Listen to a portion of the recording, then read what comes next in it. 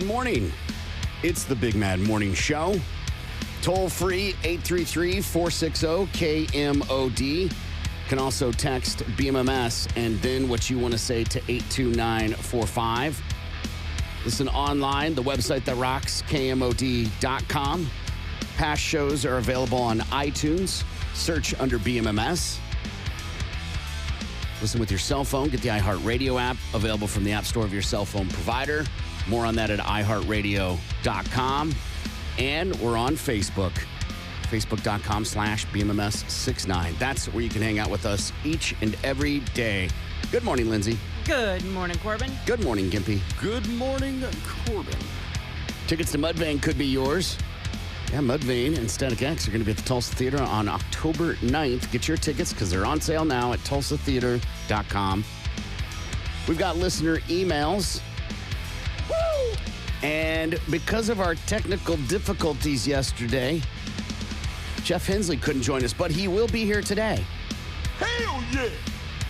So be looking for that to happen. If you've got a question about divorce or custody or guardianship or name change or any of those things that have to do with family law, he'll be in studio at 9. And congratulations to Carl Bird of Broken Arrow. Carl got qualified for CMall 2025. Brought to you by Yingling Flight. It's a chance to score tickets to every concert KMOD is a part of for the rest of the year, including weekend VIP tickets to Rocklahoma. Every hour with us, and then throughout the day as well, is how you have a chance to get in on that. So be listening. Another cue coming up in about 50 minutes for CMall 2025. All right, I guess we're good. Yeah. Right? Any? Nobody said anything Okay. yet. Yeah. I got no phone calls. Okay. Being a parent's really hard. It might be the most challenging thing I've ever done. And here's some advice. I'm curious, do you guys think if this is good advice or bad advice? Okay. Telling a kid to not be a tattletale. Is that good advice or bad advice? I think it depends on the situation. Because if your friend is telling you that they want to hurt themselves, then you should tell someone. So then should you tell a kid to not be a tattletale? No. Okay, so it's bad advice? Yeah. Gimpy? Nobody likes a snitch, for one. And two, kids, they can't differentiate what's important and what's not.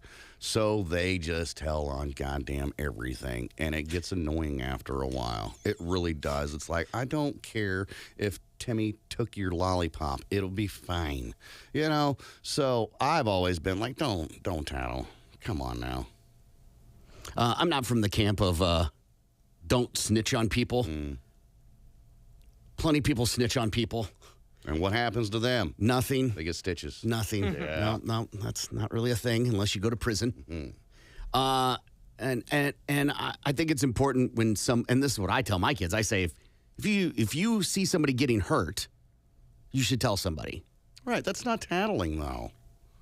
That's not tattling. Tommy pulled my hair. That's tattling. Yes. Somebody getting hurt. Sally took my shoes. That's tattling. Yeah, you don't need to do that. I mean, you're committing a crime, I guess. They're kids. Yeah. That's why it also doesn't matter to tattle. Because they're kids. Right? Like, they'll figure it out. Will they, though? Will they? Because they need us as adults to guide them.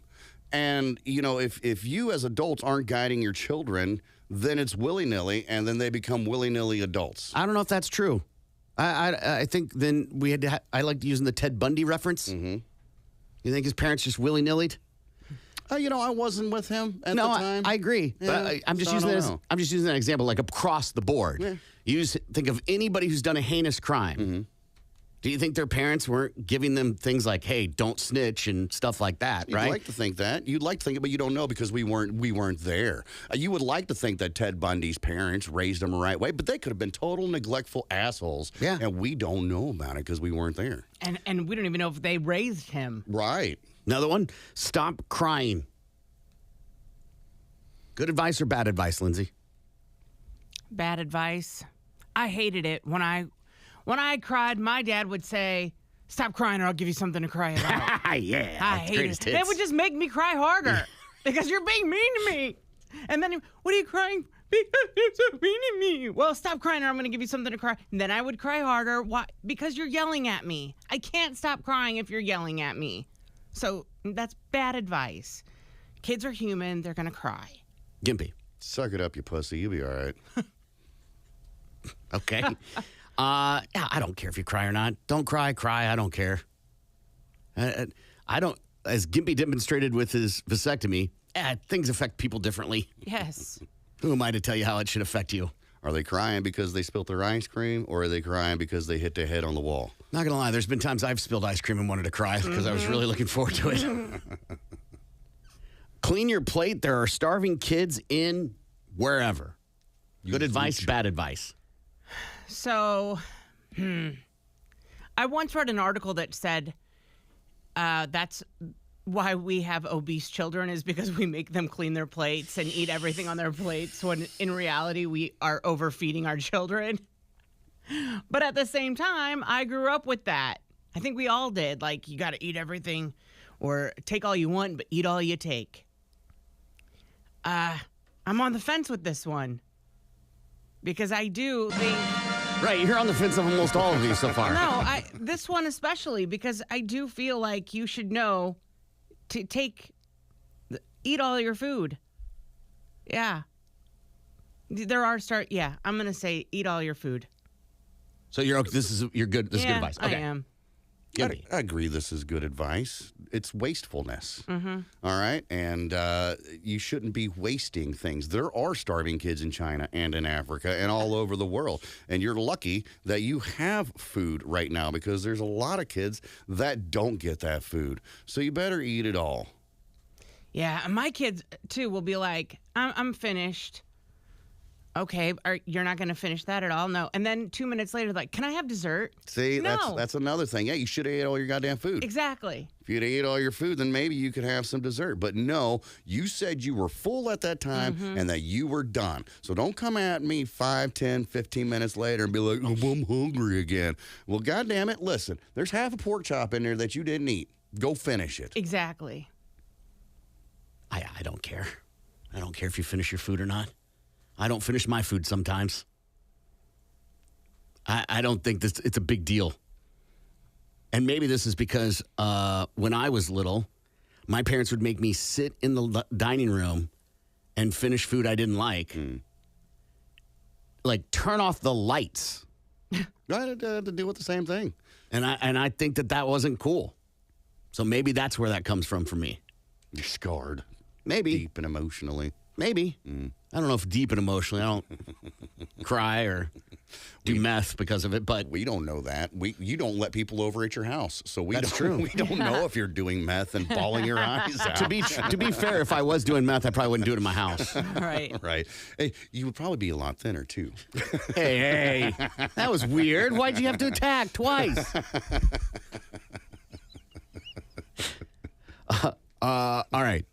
What's the next one? Work smart, not hard. Good advice, bad advice, Lindsay. I haven't heard work smart, not hard. I've heard work smarter, not harder. I think that's the same okay, thing. then Lindsay. I think it's good advice. Say more. I mean, it's teaching them easier steps, like doing maybe lawn work or something. Work smarter, not harder. There's easier ways to do something. So if you're showing them the easier steps to doing something, then yes, it's good advice. As long as you're teaching them the easier way, the smarter way. Gimpy. I love this. It is absolutely good advice. There is nothing wrong with doing things smarter and easier so you don't have to deal with a bunch of BS.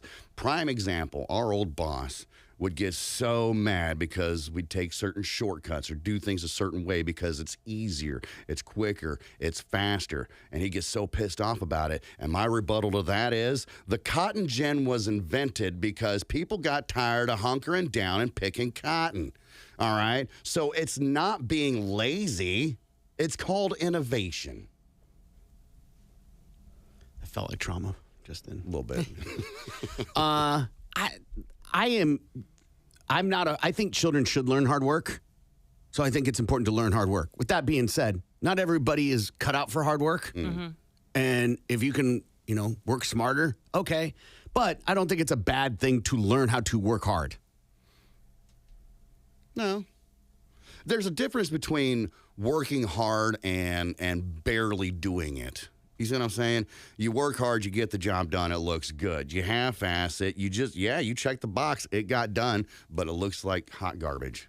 You know what I mean? So hard work, you can still work hard and smart all at the same time. You know what I mean? Okay. I'm just telling you my opinion. Like, I think that it is important for kids to learn how to work hard. You can still work hard and just take simpler things like Marcus he mows our lawn, and that is one of his weekly chores. And it can be as simple as when the kids are pulling weeds, pulling the garbage can closer to them instead of, taking the weeds to the garbage can. Pull the garbage can closer to you so you don't have to work that hard. Simple things like that. Yeah, it's all subjective is pretty much the point. Absolutely. Right? Nobody's asking your kid to mow the yard with the push mower with the blades. Right. Like they did in the 50s. Right. Used to have one of those. I'm just saying that I don't. Sometimes working smarter implies you cheated or took a shortcut, and there are places for that. But I think it's important for kids to learn how to work hard. Last one here: winners never quit. Good advice, bad advice, Lindsay. Good advice. Say more. So in our house, if you sign up for a sport, you have to play the entire season. You don't quit mid-season. And if you don't want to play the following season, that's fine. But you're not giving up. You signed on to a team and you're going to fulfill that commitment. And whether you win or lose, you're not quitting. That's just it. Like, it's how it works. And you just don't give up. Okay, Gimpy? Absolutely. Winners never quit and quitters never win. All right? How you gonna win the game if you quit halfway through? All right? You just can't. Now, not all people who finish the race or the game are going to be winners, i.e. first place. That's just the harsh truth of it. You're not going to be number one all the time, Ricky Bobby. It'll be fine. But you know what? You gave it your best. You saw it all the way through, and you finished. You finished what you started. Much like your dinner, you finished what you started. Plenty of people who win quit things. I still think quitting's a big deal. I think commitment's important. That's different. But to imply that if you don't quit, you'll win is not accurate. Plenty of people quit things all the time. Coaches, Kobe Bryant, people quit things. I don't see what the big to-do is. I think it's worse to tell a kid you'll be a loser if you don't do this. That's just my opinion. But telling someone, adults quit things all the time. Yeah, I think there's a difference between a job and smoking and habits. You see what I mean? Like, if I never would have quit meth years ago, I probably wouldn't be here right now. You know what I mean? So, yes, as it is fine to quit some things, you shouldn't instill that, because at least in my opinion anyway, a lot of people, a lot of kids will start something. Well, I don't like this, and then quit. And then you've got goddamn Methy Matt on your hands who has 100 projects at the house because he started on one, quit that one, started on another one. Ooh, squirrel, got another one started. You see what I mean? So as opposed to just starting your project, finishing that one, moving on to the next one, you don't have a million unfinished things lying around. Yeah, I think that's an accurate example.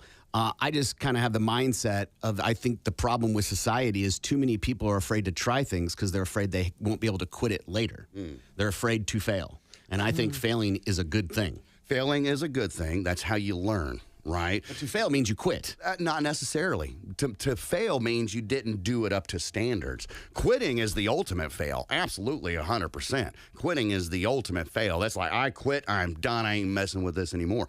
But if you did it, you did everything you could. What do you say? You tried your best, you did your best, whatever the hell that phrase is that you've been using lately. Do your best, do the most you can and the best you can. Yeah, absolutely. So with that, if they're not doing the most they can and not doing the best they can, and then they just quit, whatever, they'll never know the end result. But you did the most you can, you did the best you can, and it still didn't work out or whatever. That's life. That's failure. That sucks. But you learned your lesson for the next time that you get into something. I think this is also kind of connected to the food thing and me having you sit at the table. Like, it's okay, I didn't want to eat the bell peppers.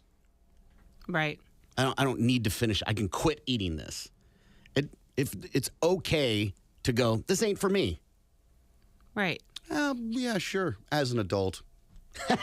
As an adult, I think with kids, your rights are very limited.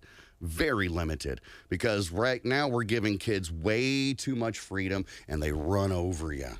The kids don't run over me, and they have a ton of freedom. I'm sure that works. What's run over? Like, in your opinion, They take what's advantage of you. What's it taking advantage of? Like, give me some examples so I can understand what you mean. So let's say, your kids are running around and they're acting like assholes and you don't do anything about it because you want them to be free and express who they are. But then that gets out of control. And then you can't do anything about it because you've already let it go way too far. And the kids have zero respect for you. They have zero respect for authority. And then they just willy-nilly do whatever they want. And that's what I mean by taking advantage of you and running over you, because the parents aren't doing anything to control their kids. Again, these are kids. They're not full-grown adults, so they have very limited rights. And it's on us as parents, I feel anyway, to control these kids and to mold them into at least what we believe should be upstanding citizens, because the kids will never figure it out on their own. They really won't. They might pull other examples from different places, whether it be television or movies or, figures that they see in their real life.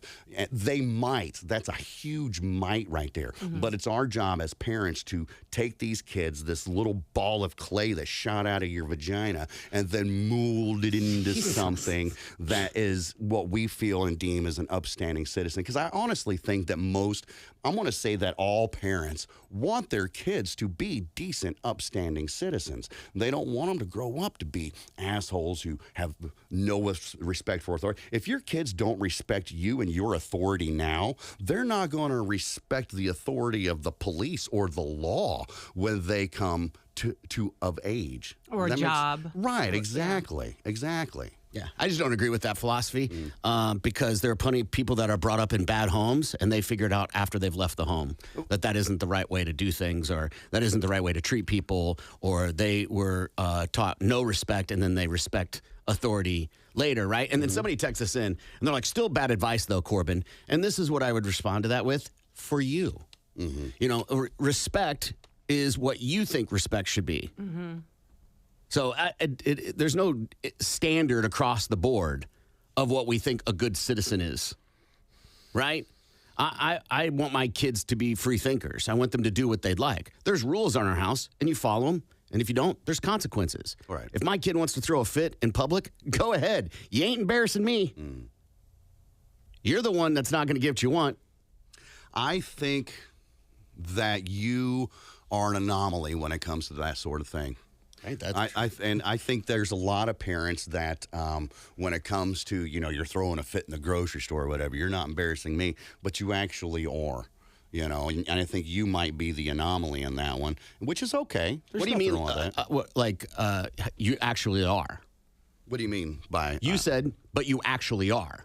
Right. You, the person, the parents are embarrassed because now everybody in the Walmart is turned around and looking at you and looking at your kid. Look, you've seen the videos on the TikTok of these uncontrollable kids in the stores just throwing crap on the ground and just having no respect for anybody all whatsoever. And how many times, here's another, how many times have you seen a child in a store like that and you look and you think to yourself, you may not say it out loud, but you think to yourself, or you maybe say it to your the person you're with, and be like, damn, somebody needs to control that kid. Somebody whooped that kid's ass. There is no excuse for this kid to be acting like this. And the parents just let it go. They just let it go. Oh, they're free thinkers. You know, I want them to do whatever they want. You're not embarrassing me. But deep down inside, you know, you probably go home and you're like, God, where did I go wrong?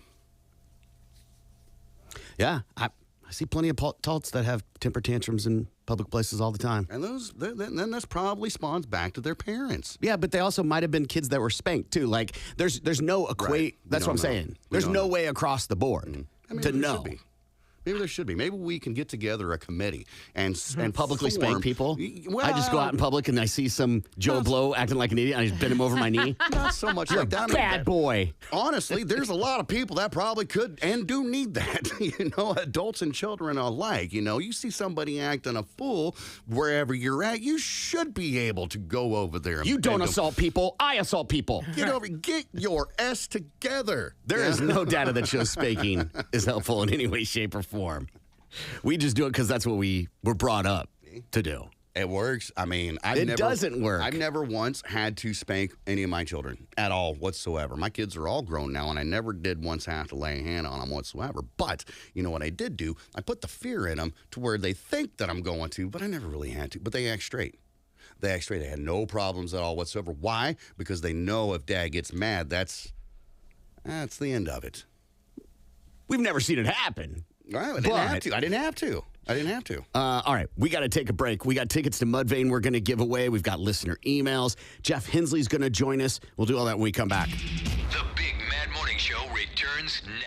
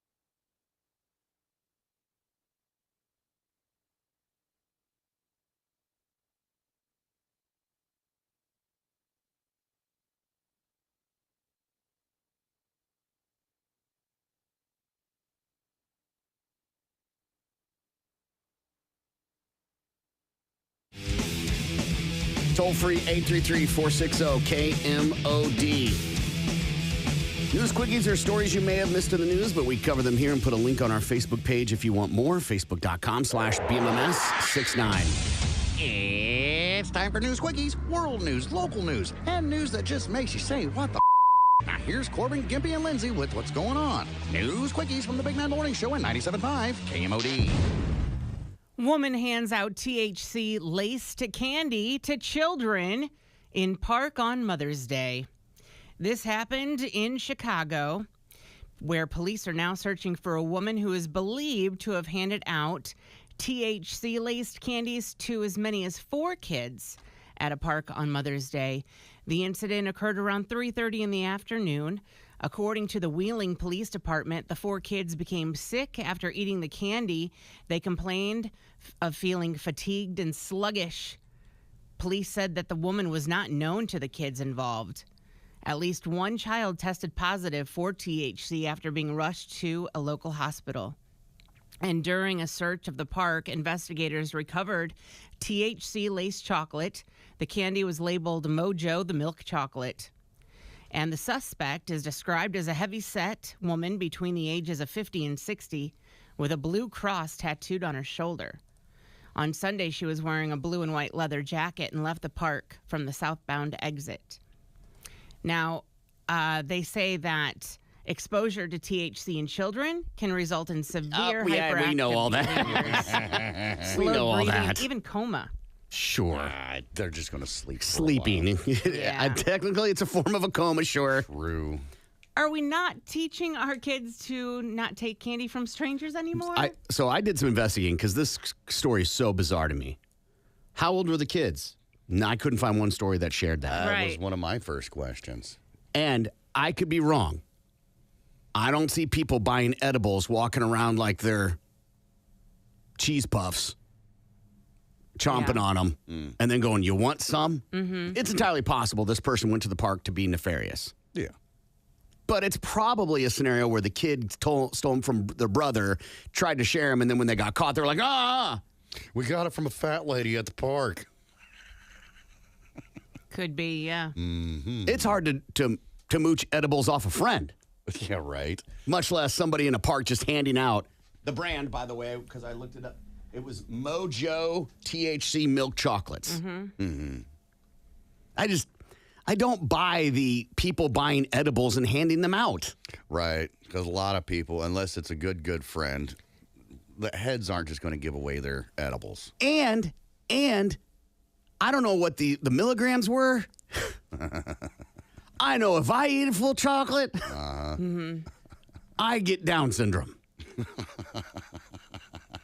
I'm just being honest. Like, and so these kids were just, do you see what I'm saying? Like the dosage would be the biggest concern. Right. And only one kid tested positive. Only one was taken to the hospital. What if it was, here, child, give this to your mom for Mother's Day, and they didn't, and they ate it themselves because it's candy. Even then, that's taking a risk of just willy-nilly giving strangers, people you don't know at the park, your edibles. Most potheads aren't going to do that unless you know the person, because you don't know if that person over there at the other side of the seesaw is ahead or not, whether they use or not.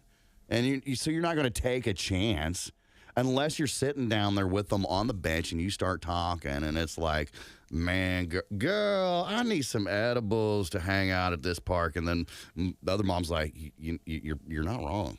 Would you like some? You see what I'm saying? Yeah. They're not just going to be like, here, take this. Just not weed. No. Not any drug. I don't think so. That's No. too expensive. Yeah, not LSD, not your cocaine, none of that. Forget how much it is. Just the tax on it that you pay when you. I'm not. It's possible, of course. Yeah. I'm just not buying it. Kids be nefarious. Right. right? They be stealing their stuff, and then they got caught. I think you're right on that one. I think you are. Naked man bites dog and fights with cops. This comes out of Lawrence, Kansas, just north of us, where this dude goes into a Casey's General Store like 3 in the afternoon, and he goes and he takes his dog into the bathroom with him. So the employees are like, sir, you and your dog have got to leave, and he is not having it. He ain't leaving the bathroom at all whatsoever. So the cops get there because, well, he's refusing to listen to the employees telling him to get the hell out of the store. So the cops get there. When the cops get there, the man's naked now, naked with his dog. And he refuses several times from the police and starts fighting the officers when they try to arrest him. Well, after tasing him twice, he continues to resist. That's when the man bites his own dog's ear and neck and then refuses to let go. Eventually, they did get the man. One of the officers had to be taken to the hospital for a bite wound that was given to him by the man. And so far as the dog was taken to the Humane Society for evaluation and care. I read another article on that one and it said police and said several officers suffered minor injuries. How did it take so many people? Probably high on something. Yeah. Probably meth or PCP or something like that. And he wasn't going down without a fight. What kind of dog was it? Didn't say. I imagine it's probably a pit bull or something, or I don't know. 56% of pet owners would cut life short to extend their pet's life. Nope. A January survey from Talker Research took a deep dive into the thoughts and feelings of 2,000 dog and cat owners across the country. They found that 56% of them said they'd be willing to shorten their lifespans if it meant that their pet would live longer at their side. In addition, around the same percentage of pet owners said the animal they adopted had literally saved their life in some way, shape, or form. That last stat, 100%. Totally believe that. But to shorten your life so you can have your dog not be with you the whole time, but to be with you longer. Mm-hmm. No. I would gladly shorten some of my pets' lives to extend my own. I'm just the opposite of that study. All these stories are on our Facebook page at facebook.com/BMMS69. Tulsa's morning show, The Big Man.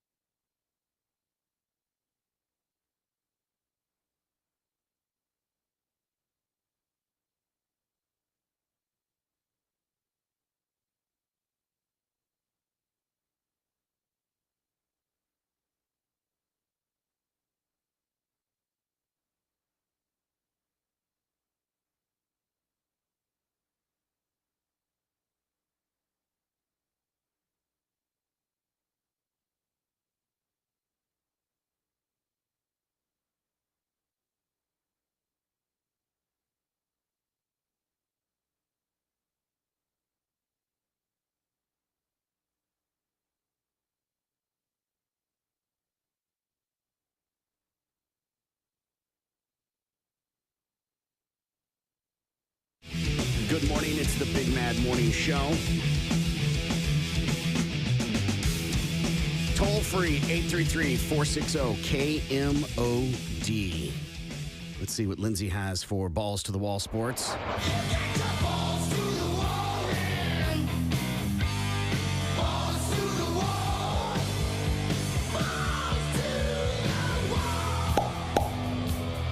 The New York Yankees toppled the Seattle Mariners 11-5 last night in the series opener of an American League matchup. Also toppled, however, was Yankees third baseman Oswaldo Cabrera, who was involved in a serious collision at home plate in the ninth inning that led him to being stretchered off with a leg injury. Yankees manager Aaron Boone wishes the best for his injured player. He was not in a collision. He put his foot down and ripped his ankle.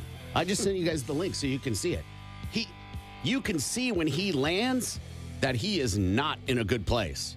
You can tell from the wide angle shot that his foot should not be facing that direction. Oh, it don't turn like that. And he is out for the season. Yeah. Maybe longer. But he doesn't run into anyone. No, I had the same injury, and all I did was step on the smallest patch of ice in the parking lot. Yeah, it is a gruesome picture. Yeah. And you can see, like, when the trainers come out and they're waving for the ambulance, like, they know right then it ain't good. Yeah, it's over. Yeah. He ain't walking for sure. Yeah. The Minnesota Timberwolves have taken control of their Western Conference semifinal series with a 117-110 win over the Golden State Warriors in Game 4. Minnesota erased a 2-point halftime deficit and outscored Golden State 39-17 in the third quarter to grab the win. Anthony Edwards and Julius Randle combined for 61 points to help the Wolves take a commanding 3-1 series lead, with the matchup heading back to Minneapolis. Jonathan Kuminga came off the bench to pace Golden State with 23 points in the losing effort. The Wolves will host the Warriors in Game 5 tomorrow. And the Knicks are one win away from going to the Eastern Conference Finals after topping the Celtics 121-113 in Game 4 of their East semifinal series. Jalen Brunson led the Knicks in scoring with 39 points to go along with 12 assists for a double-double. Jason Tatum led all scores with 42 points before exiting the game with an injury. New York hopes to close out the series when it visits Boston for Game 5 tomorrow night. I'm Thunder all day. Yeah. But holy cow, Jalen Brunson is awesome to watch play basketball. They look tenacious.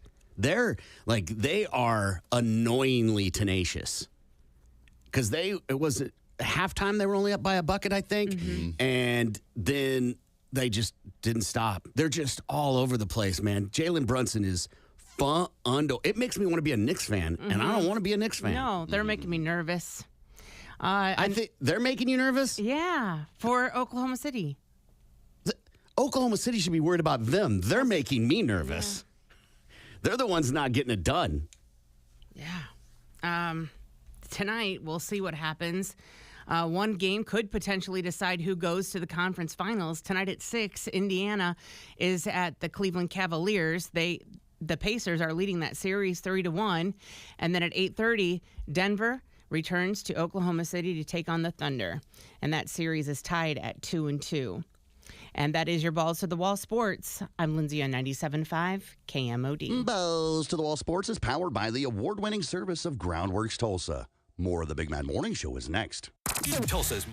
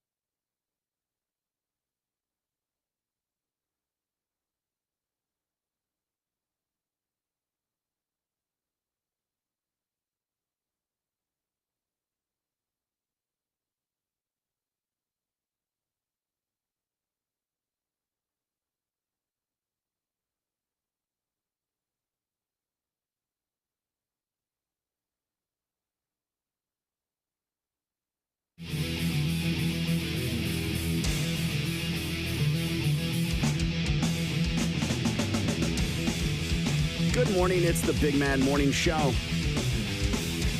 Call us toll free, 833-460-KMOD. That's the phone number. You can also text BMMS and then what you want to say to 82945. We're qualifying people for CMall 2025. Charles Wiley of Broken Arrow heard the cue and is now in the running. You can be like Chuck. Make sure you're listening every hour with us to get qualified for CMall 2025, brought to you by Yingling Flight. Good morning, Lindsay. Good morning, Corbin. Actor and comedian Dane Cook is going to be at the Cove inside River Spirit Casino on Saturday, and you can win your way there. Go to the website that rocks, KMOD.com, and sign up to win tickets. Good morning, Gimpy. Well, good morning, Corbin. If you can't get qualified on air with us or throughout the day, it's okay. I want to be at CJ Maloney's this Thursday, getting you qualified. Come on down, get yourself an icy cold Yingling Flight, and anybody who drops by is instantly getting qualified for CMall 2025. Well, the internet is mad, and that feels like a normal day. And they're mad at Halle Berry, whatever. And she apparently posted on Mother's Day a video of her in bed with some guy that she's with.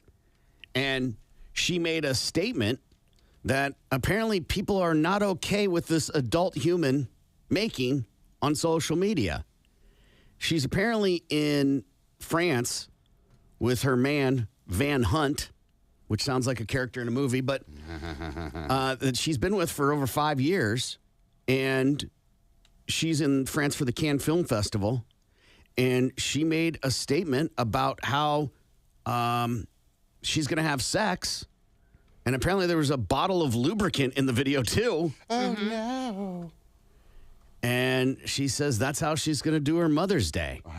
I thought that I watched the video actually on Mother's Day, and I thought that she was like endorsing that product. Like it was an ad? Yes, I 100%. I mean, if it was, it it has to say ad.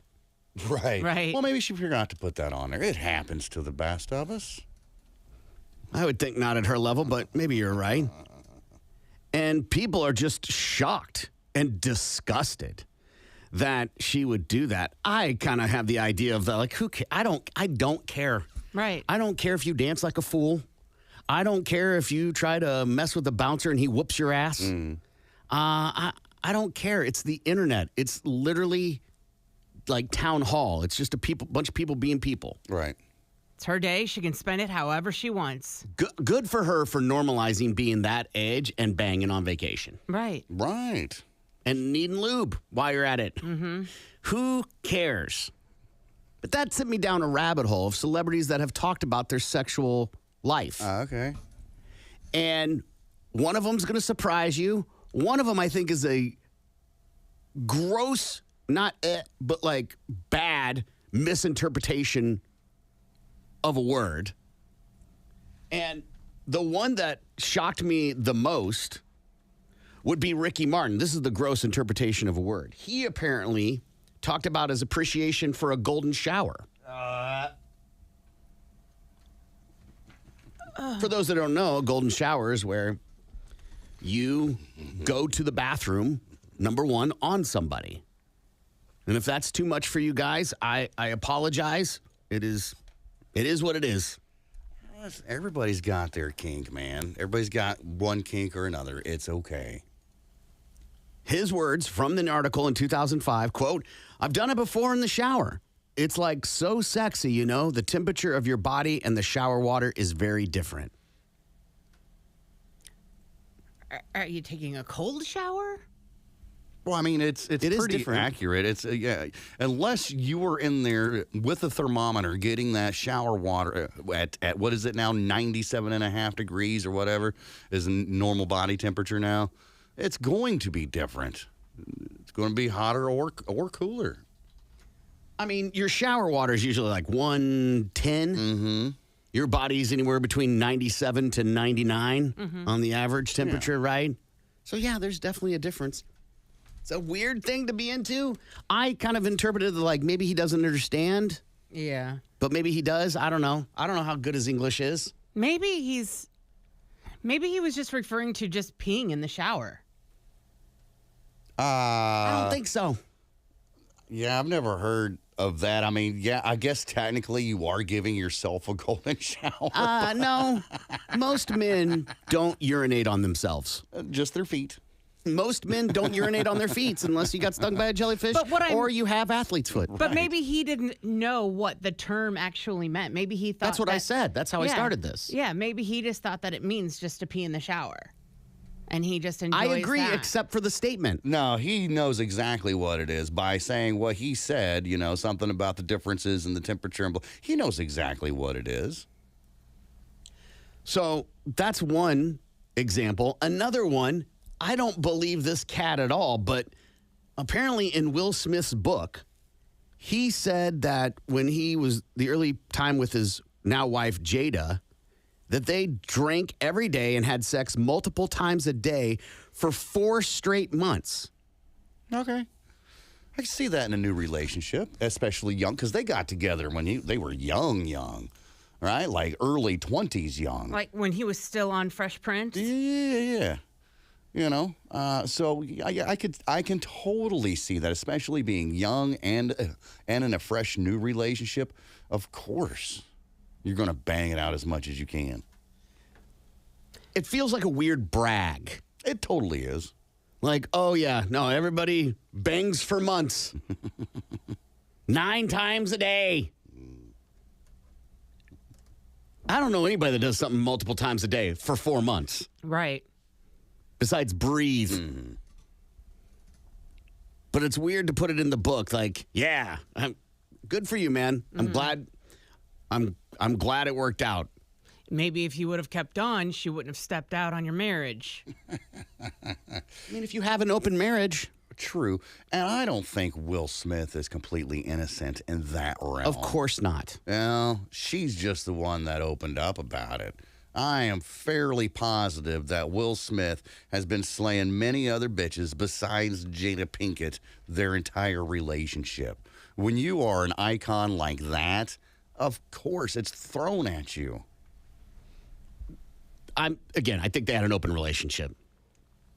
One that surprised me, Dolly Parton. What?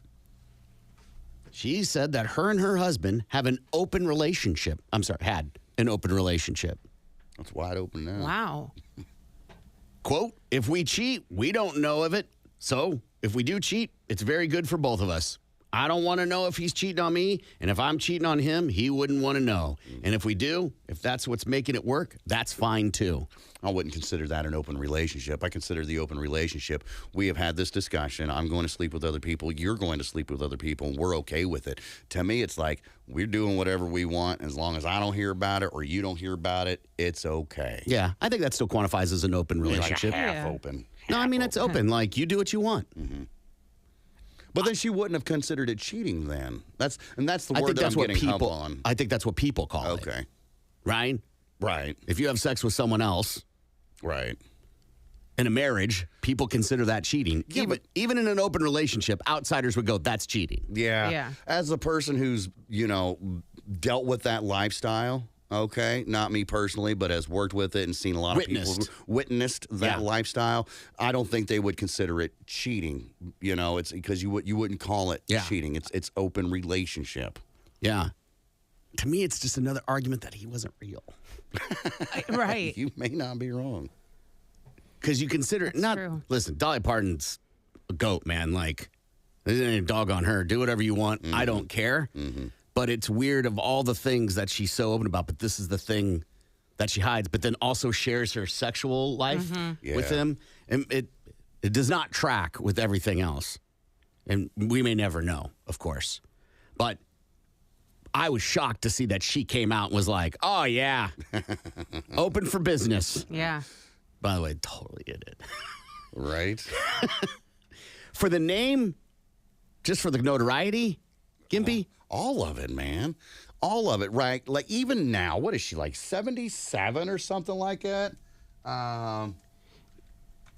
she's 79 years old. She still looks good. Oh, yeah. Now, granted, she's had a lot of work done to keep that image up, but she has always been a good-looking gal ever since the beginning. So, yeah, notoriety, the fact that you can say you banged Dolly Parton, the fact that she's still hot AF at this age, I'm in it. And I've been wanting to see those jugs since I was a wee little child. So, of course, if Dolly's like, hey, Gimpy, y'all come down here to Dollyland? I'll be like, hell yeah, sign me up. Maybe they were both beards for one another. Maybe. That's possible. It's not uncommon. She would have to be wearing her wig, and she'd have to be wearing her makeup, because nobody knows what Dolly really looks like. Oh, absolutely, 100%. And I think with any of these celebrities, they'd have to be duded up like they normally are. Yeah. Say that differently. Dressed up like they normally are. Not dude look like a lady, but you know what I mean. You know what I mean. Of course, you get some of these gals and you just, boogeyman. You get to say it. You get to say it. But if you got Dolly Parton without the makeup, without the wigs, right, and you take a picture of it and you send it to your friends and be like, who's this old lady that you just slayed, They're not going to, that's not Dolly Parton. Come on. Right. What's it called when you gnaw off your own arm to get out of there? Coyote ugly Yeah. or dog ugly. Yeah. And if she's double dog ugly, that means you have to gnaw off both arms. Yeah. There's an article thing I was reading about a guy who was just a normal person, and he was dating a female super famous celebrity, and the interview was about his experience with that. And he didn't divulge who it was or anything like that, but he talked about how challenging it was because she was the dominant personality. Of course. Yeah. And he had to see things that he normally wouldn't be okay with in a relationship, hugging a lot of people. Sure. Or whatever, right? Right. Or having the money and confidence, if you will, to be like, get bent. Right, right. That's the way I kind of see it, like with dating a porn star, right? You have to accept some things if you're going to date a porn star. Yes, you get to say you're dating a porn star, right? But you got to know that when she come home from work, right, that, well, you're going to be probably number 10 on that list if intimacy is actually happening that night. Yeah. Chefs don't love to come home and cook dinner for the family. Right. Right. People that clean hotels don't come home and want to clean. Right.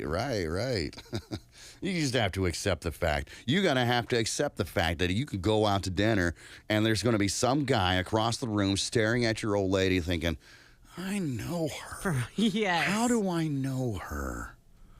Right. Excuse me, can you take your top off for a second? I feel like I really recognize you somehow. The only asterisk to like shoemaker no shoes theory, I think, are people that mow lawns. Their yards always look great. That's fair. Right? They go home and you're like, yes. A guy lived next door to me. He mowed yards, but his yards looked amazing. Somebody texted in and said, hey, Gimpy, if the mortician takes a picture of Dolly Parton's boobs after she's dead, do you still want to see them? How is this even a real question? For real, come on. These are the most legendary boobs of all time. The only other name that's popping in my head that is also legendary, and it's a giant distance between first and second, would be Elvira. Cassandra, what's her nuts? Yeah. I can't think of another female celebrity whose breasts are also a personality. Right. Maybe you could probably say like Marilyn Monroe. Maybe. Sharon Tate. Maybe. No, I don't think so. Just because they were humongous and at that time. But you were absolutely right because Elvira, Cassandra What's-Her-Nuts, and Dolly Parton, they used that to their benefit. They used their sexuality and their looks to their benefit. And I'm saying that these other ones didn't, but at least when we grew up, you look at them, you're like, oh, hubba. Kate Upton? No. Not even close. Okay. No. Farrah Fawcett, you could argue, is one of the most pinned up females of all time. True that. And her breasts didn't have a personality like Dolly Parton's Right. do. Right. You could do an impression of Farrah Fawcett or even Elvira. No, Farrah Fawcett or Kate Upton, but you don't have to get the knockers right. Right. Elvira, you got to have that part. Dolly Parton, you got to have that part. Farrah Fawcett, it was the hair. It wasn't the boobs. True. Right. It was the Shorts. hair. Exactly. Kate Upton, love her to death. She's always going to be my Hollywood, right? But there's not much there. The mole, maybe. The mole, her beauty mark, I guess, would probably be her thing. But when it comes to most famous boobs in the world, Dolly, Elvira, and I can't think of any other ones. Here's a list. I don't know if Scarlett Johansson. I mean, yes, but not in the same vein as Dolly Parton. Yeah. Christina Hendricks. Most people don't even know who that is. Oh, yeah. And yes, but also, she's not that famous, to be honest. Right. Ooh, She was on Mad Men. That's the end of the sentence. Kate Upton, as we talked about, Selma Hayek. Sure. Yeah, for sure, Selma Yeah. Hayek. But you could do a Selma Hayek impression and not get the boobs right. Right. Sofia Vergara. Okay. Another one, great boobs, but not when you're thinking like that's their personality and that's what they're known for. She's known for her accent. I'm going to hit these other ones real fast because they're all no's. Beyonce, Kim Kardashian, Kat Dennings, Katy Perry, Carmen Electra, Emily Ratajkowski, Jennifer Love Hewitt. Right. Oh, yeah. She's got small boobs. No, she doesn't. She's not in the same sports league as Scarlett Johansson, Elvira, Dolly Parton. Right. It's not that these women don't have great breasts. Jennifer Love Hewitt is a 36C. That's average, I feel. I think B's are average, but I hear what you're saying. Yeah. Pamela Anderson. Her hair, her yeah, face. Yeah. But Baywatch. But yeah, the swimsuit. Right. You could do a Pam Anderson impression, and you just got to have somewhat big breasts. Now you just got to go without makeup. If you're going to do Dolly Parton impression, they have to be obnoxious. Yeah. I would agree. Yeah. Jennifer Aniston, no. No. Nipples, maybe. For sure. Nipples, maybe. But there is no one. The Mount Rushmore of celebrity breasts, Dolly Parton, Elvira, and then I think the others are super debatable. Somebody texted in Sydney Sweeney. The name didn't ring a bell. Oh, yeah. I mean, they're nice, but Yeah. again, when we're going to this is what you're known for, that's just those two. Yeah, there's not even really a third place. All these people are stunning. All these people are super attractive and have great bodies and all that stuff. We're talking about the top. Right. We're not talking whether they make the cut. They make the cut. But we're not talking Dak Prescott here. No, we're talking Tom Brady. Yeah, 100%. Aaron Rodgers, right? I'm just saying we are. Right. Patrick Mahomes, we're talking the best. Yeah. And I don't think Sydney Sweeney could get there. She's right now she's Josh Allen. Okay. Maybe Brock Purdy. She's showing promise. Right. But yeah, she's got to get a Super Bowl first. Yeah. Right. And maybe for a younger generation, that could apply. Some of these other ones that we're talking about, the ones that don't know who Elvira is, the ones who don't know who Dolly Parton is, they're just going off the new boobs, the Sydney Sweeneys of the world. I mean, he's pretty good, dude. It's a good, hey, ones to watch. Right.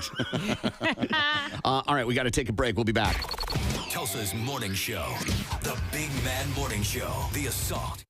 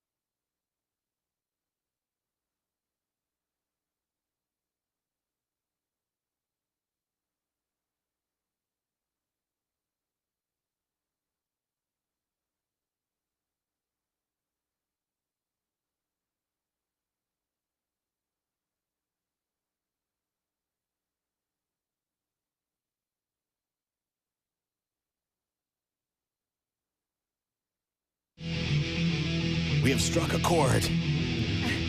Very polarizing topic. And just for y'all who are texting in about Elvira, she was fake too. Yeah. She wasn't a real person. I mean, she was portrayed by a real person. Some people argue dollies aren't real. Right. And at what point are they not real? They feel real. I don't know. I'd like to find out.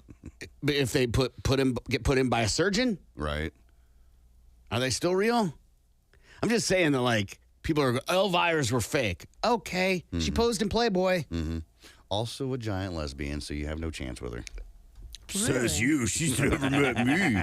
Let's play a game. We got tickets to get to see Mudvayne. Mudvayne and Static X are going to be at the Tulsa Theater on October 9th. Get your tickets, tulsatheater.com. We're going to play Sing Sing. Current record is... Well, you and I are tied with 6, and Lindsay, she's got 2. All right, you all right? Yeah. We are going to play right now. Call us toll free, 833-460-KMOD.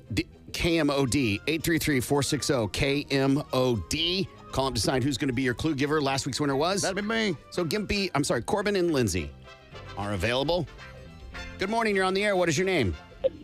My name is Brian. Brian, how are you today? I'm doing all right. All right. Good. You got to pick between Lindsay or Corbin to give clues. I'll try Lindsay. 60 seconds are on the clock. Timer starts after the first clue. Here we go.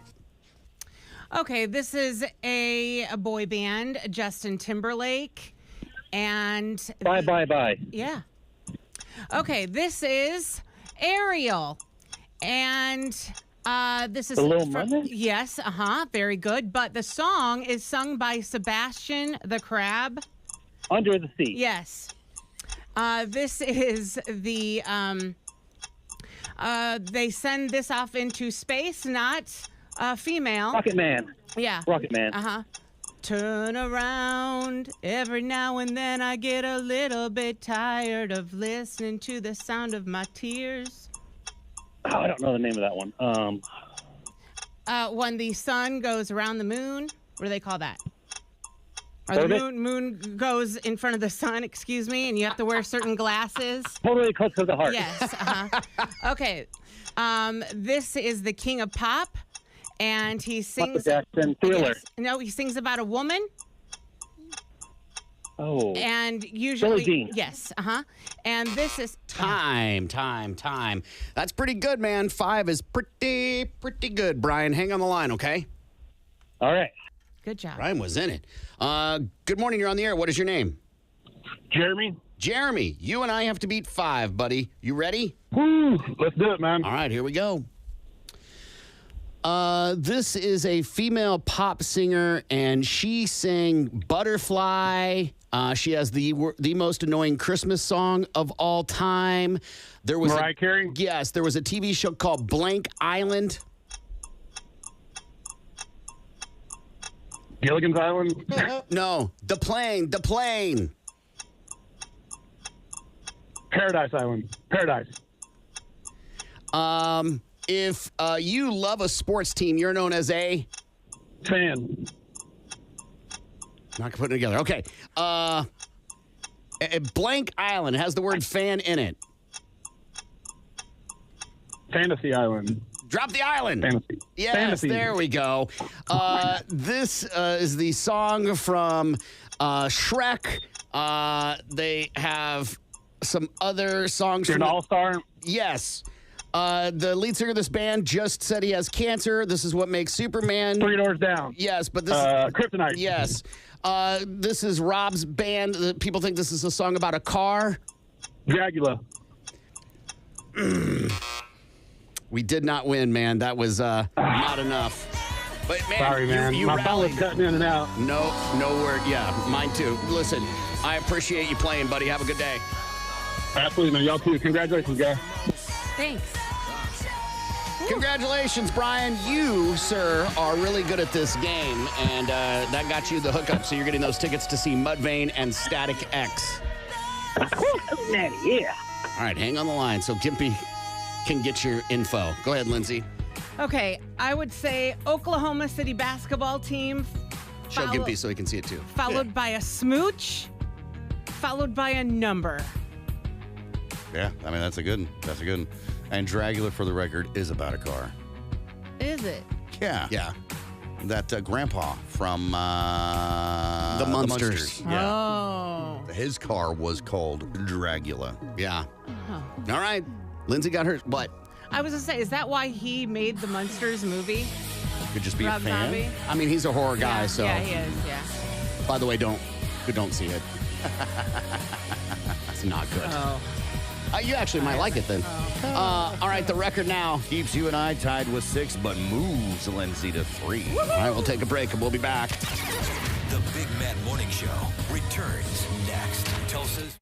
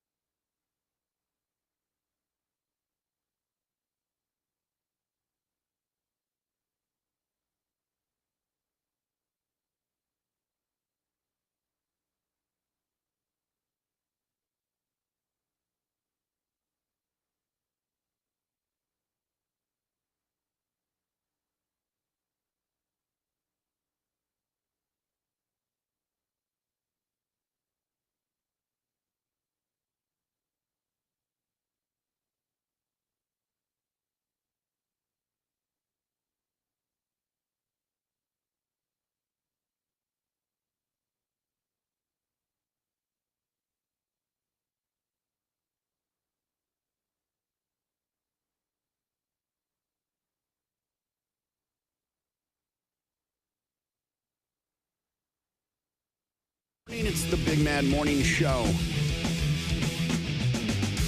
Toll free, 833-460-KMOD.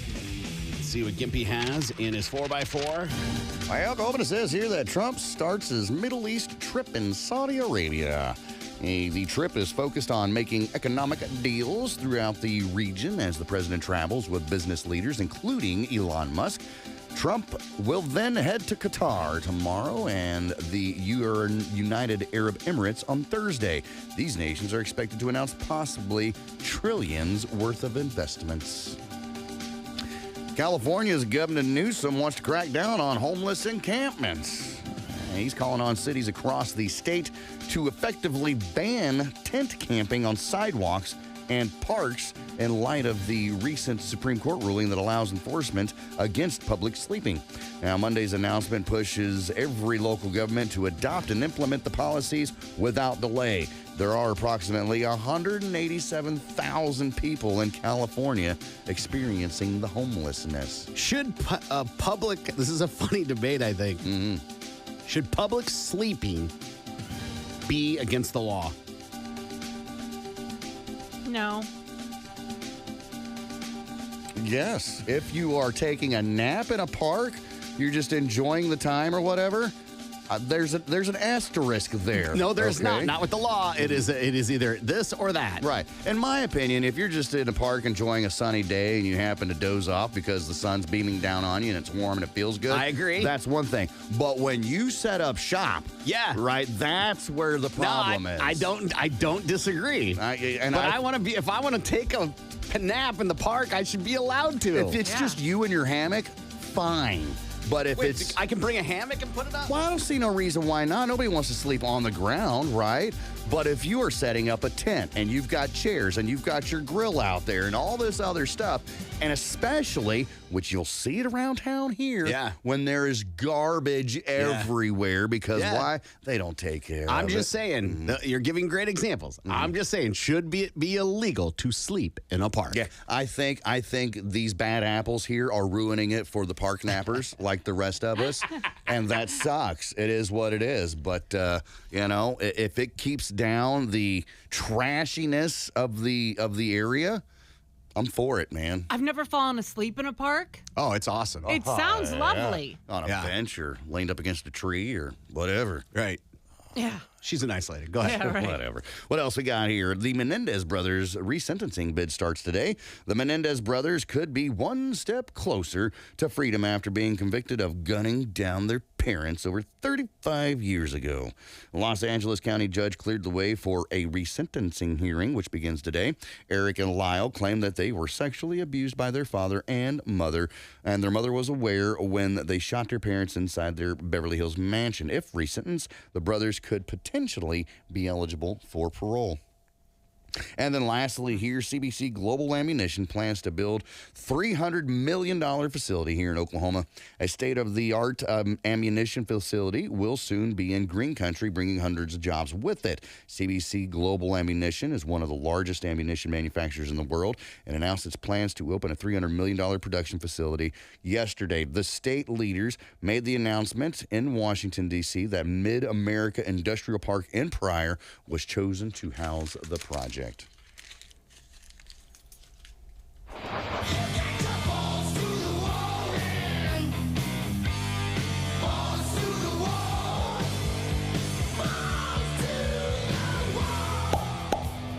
Chaos is ripping through the projected NBA draft order. The Mavericks won the lottery for the first time in franchise history with just a 1.8% chance. They were the fourth lowest odds to ever earn the top pick.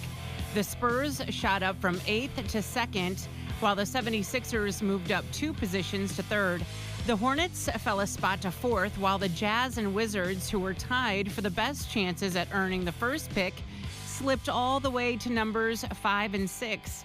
Round 1 of the draft takes place in Brooklyn on June 25th. I think that this is an interesting development in the theory that the person who owns the Mavericks outright now wants to move them to Vegas. Is they have a chance to draft a generational player in Cooper Flagg. And will they? Will they still do that? Because if they want to move, you don't get like Right. a talent like that. Or do you get him and then move him? That would be the That's what happened with smarter choice, I Durant in think. Seattle, right? Or do you get him and deal him away for like they did with Luka? But it's an interesting development. People thought there was some cheating that Dallas got the first pick because of they traded away Luka, Yeah. right? Like they were trying to balance it back out. But there's no way to rig it. I mean, there's a way to rig it, of course. But like they keep pulling names out. If they were all Dallas in there. Yeah. The Trey Hendrickson saga in Cincinnati is still unresolved. ESPN reported that on Monday that the Bengals have cut off contract talks with the star defensive end. Hendrickson said no communication has taken place between the sides since last month's draft. The 30-year-old led the league in sacks last season with almost 18 and is heading into the final year of his deal. Yeah, that's huge. I think he's the he's the lifeline of their defense now, but someone else will step up. And that is your Balls to the Wall Sports. I'm Lindsay on 97.5 KMOD. Balls to the Wall Sports is powered by the award-winning service of Groundworks Tulsa. More of the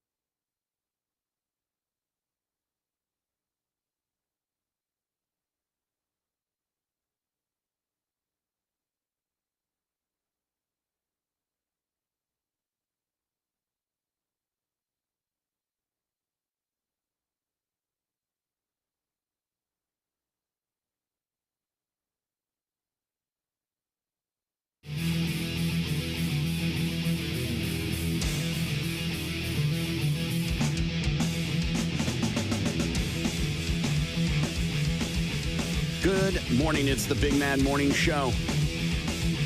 Toll free 833-460-KMOD is the phone number. You can also text BMMS and then what you want to say to 82945.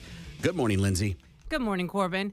I would like to have lunch with you and your coworkers, so go to the website that rocks, KMOD.com, and sign up. Once a month, later this month, actually, I'm going to hit the road in our new Chevy Blazer EV and bring you and 9 coworkers lunch from our friends at Taziki's. So sign up today to win at KMOD.com. Good morning, Gimpy. Well, good morning, Corbin. Just got your first keyword to rock the bank. That keyword is cash, as in what you're going to win. If you submit that keyword over at the website that rocks, KMOD.com, you've got more chances throughout the day. All right, we are going to do listener emails. You can always email us, show@KMOD.com. Show@KMOD.com. We read an email on the air, and then you guys get to give advice, BMMS, and whatever that is, to 82945. Says, I turned 40 last month, and it hit me harder than I expected. I've let myself slip over time. I've been working, trying to parent and trying to survive. But lately, I've wanted to reclaim some part of myself that I've neglected. Maybe this is about vanity. Maybe it's about control. I know I can't stop aging, but maybe I can choose how I look. I'd really like to get a toupee. Huh. I'd really appreciate your thoughts. Am I overthinking? Do you know anyone with a toupee? Do you tease your friends that do? Will it be obvious? You're laughing pretty hard, Gimpy. I'm not laughing out loud at all, Corbin. I would never laugh out loud at somebody wanting to better themselves. With that being said, I mean, come on, the toupee. What? Well, I don't want to, no, because not. You don't have to give advice, but why are you laughing? Toupees have always been the butt of jokes. Anytime you ever see somebody with one on, at least in the movies and television. Now, I honestly don't think I know anybody who owns or wears a toupee. Right now, any of Gimpy's friends who wears toupees are like, damn it. If they do, Or they're like, thank God he doesn't know. right. If they do, it's a good really one. good one, and you can't tell at all whatsoever. I know bitches with wigs, Lindsay. Yeah. But, I don't know dudes with toupees. I mean, Lindsay's got fun wigs, but Yeah. Right. we're talking full-time wig. Right. And I know some people out there that have many different full-time wigs, right? Part of their culture, whatever. But toupees have always been the butt of the joke. So when somebody says, I'm thinking about getting a toupee, I can't help but to snicker, giggle, laugh extremely inside. I mean, you automatically definitely have a Costanza vision in your head. Right. Short, pudgy, Balding. skullet Right. type of thing. Shiny. Cue ball top. Yeah. And I'm with you. I don't think I know anyone with a toupee. I don't think I've ever met anybody with a toupee, like at gatherings or whatever. The clubs that I've worked in, I don't think I've ever met or seen anybody in real life with a toupee. Okay, well, hear me out. I don't think you and I would notice even if we did. Like, you and I aren't good. It would have to be such a bad toupee. Right. That I think for you and I to notice. Like, my wife makes fun of me because I can't tell when women have hair extensions in. Okay. My wife sees it plain as day. You can Right. call it out. Yeah. I wouldn't know until I either touched the top of your head or found it on the floor. Which has happened. Pull a little too hard. Oh, hey. I didn't know. I remember working at a radio station not that long ago and going to the elevator and finding a thing of hair and going to get another employee and be like, someone's hair got pulled out. Because I didn't know anything about hair extensions. Right. And they're like, bro, that's so-and-so's hair extension. I was like, how do you know? And they were like, how do you not know she wears them? I'm just oblivious, I guess. Yeah. Right. I've never dealt with it. I don't know anybody that's worn hair extensions or wigs or anything like that. Yeah.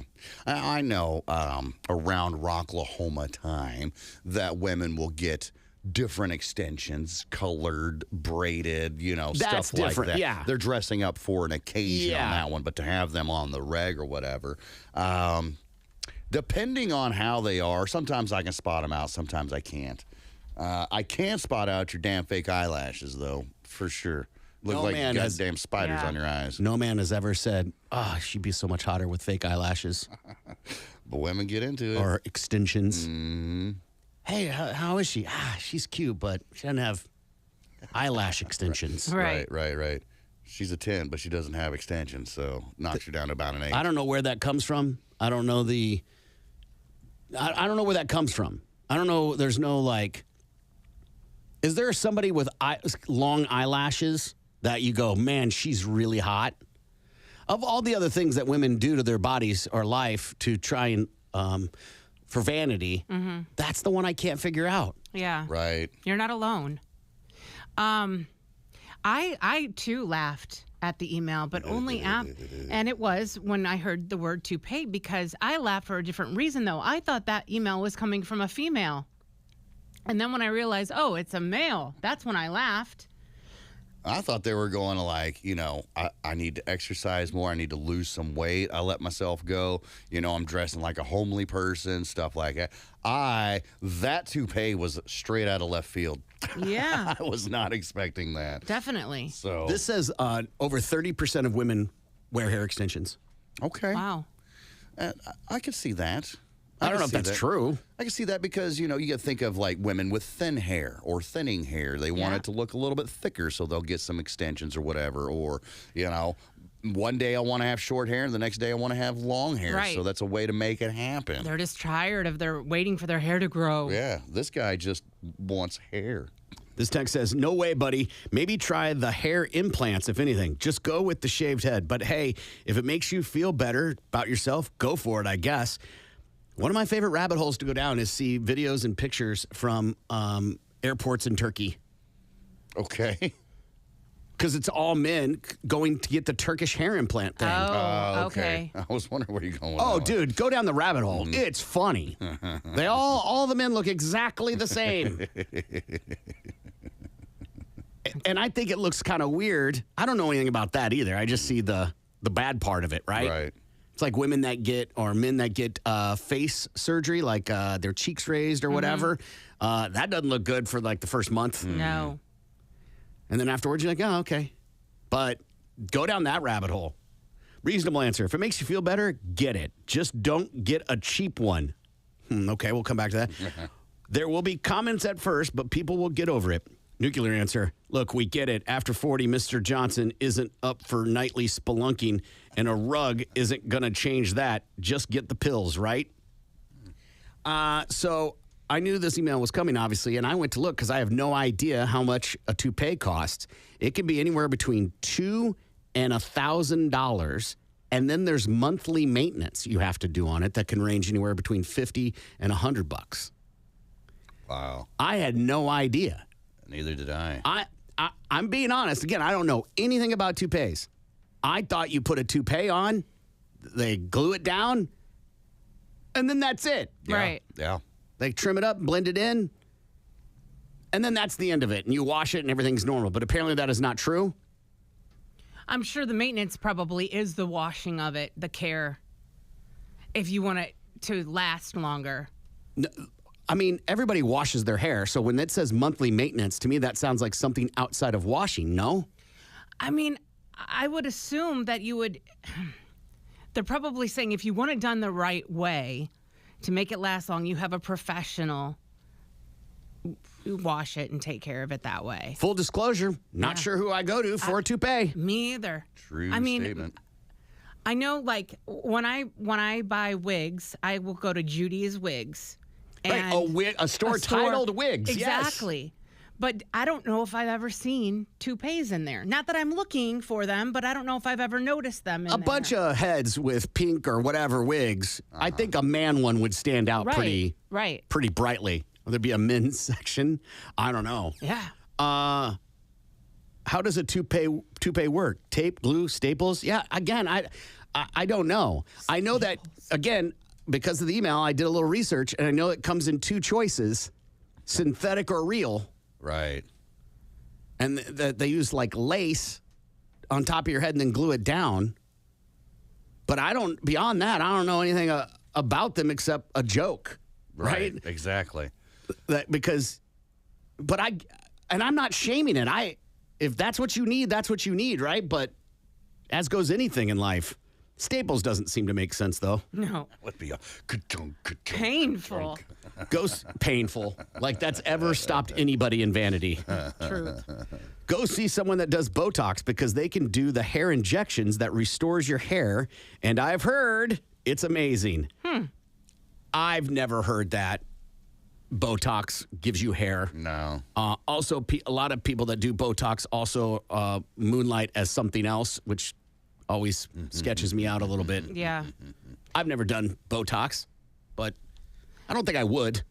Is this something like Hair Club for men? I think that's a medicine, like a supplement subscription service. Okay.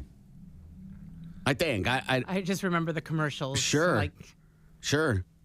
And I don't know how much spray paint you would need to. There's a Cover lot it of up. places in town for like this advanced hair technology, right? That does the, let's get your hair back to the way it used to be. I'm not finding any like that specialize in toupees, so I guess it has to be like a wig shop. Would be the only place that would specialize in a toupee. Well, that was the other thing, too, that was interesting is like if a woman wanted to get hair extensions, their stylist would totally be able to tell them. Right. What I do know about extensions is they're not obscure. no. So you would be able to talk to your stylist, I would think. I don't know if my barber would be able to tell me. This is a place, it's called Advanced Hair Technology, hair replacement service here in Tulsa. And Yeah, but like I looked at their website and they like do the hair plugs or what the hell ever else that they do. That's not, a toupee. Toupees technically it falls under the wig, I guess. I'd imagine. I mean, I think you're bringing up a great question. Is toupee like Xerox just a generic term for copy or Kleenex? Yeah. Just a brand name? This says there's a place in Broken Arrow that does it. After Effects Hair Studio.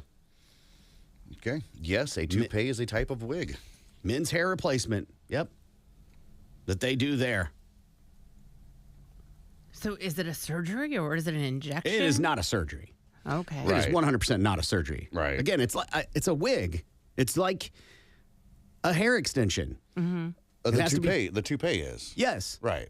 But this place that you're mentioning, right, the advanced hair replacement or whatever, that's not toupees and wigs. That's like, and I imagine, and I'm probably totally wrong because I've never done this or known anybody that does it, but like, think of like a la Chia Pet, where they spread the seed on your balding and you got to water it and then, your hair grows out. I don't know. Chia.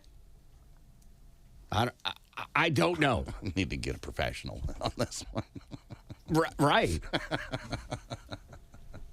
I would imagine. I can only understand if your hair is really important to you and you go down the rabbit hole, like you will not stop until you get what you want. But whether you should get it or not is the question that we're having to deal with. Listener email from somebody who is turned 40 last month, and it hit them harder than they expected. Quote, I've let my body slip over time. I've been working, trying to parent, trying to survive. But lately, I've been wanting to reclaim some part of myself I've neglected. Maybe this is about vanity. Maybe it's about control. I know I can't stop aging, but maybe I can choose how I look. I'd really appreciate your thoughts. Am I overthinking this? Do you know anyone with a toupee? Do you tease your friends that do? Will it be obvious? Lindsay? It may or may not be obvious. I don't know. What we've seen in movies, yes, it's obvious. But do I think you'll be comfortable?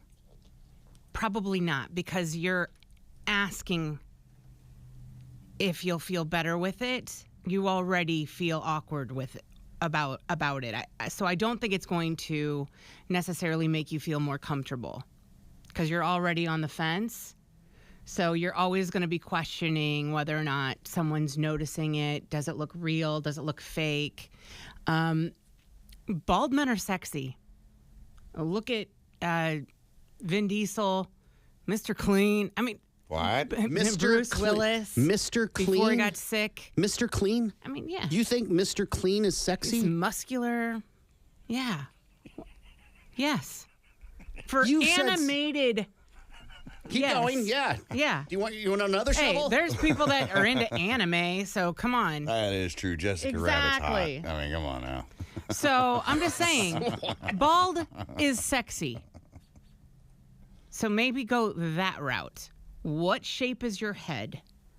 Go into a barber shop or a salon, better yet, and see a hairdresser, a female, and Whoa. yeah, and Men know what they're doing too. well, for sure, but I feel like a Is female. Paul Mitchell a male or pers- female? Yeah, he did, but Doesn't yeah, matter. Yes. Paula. Right.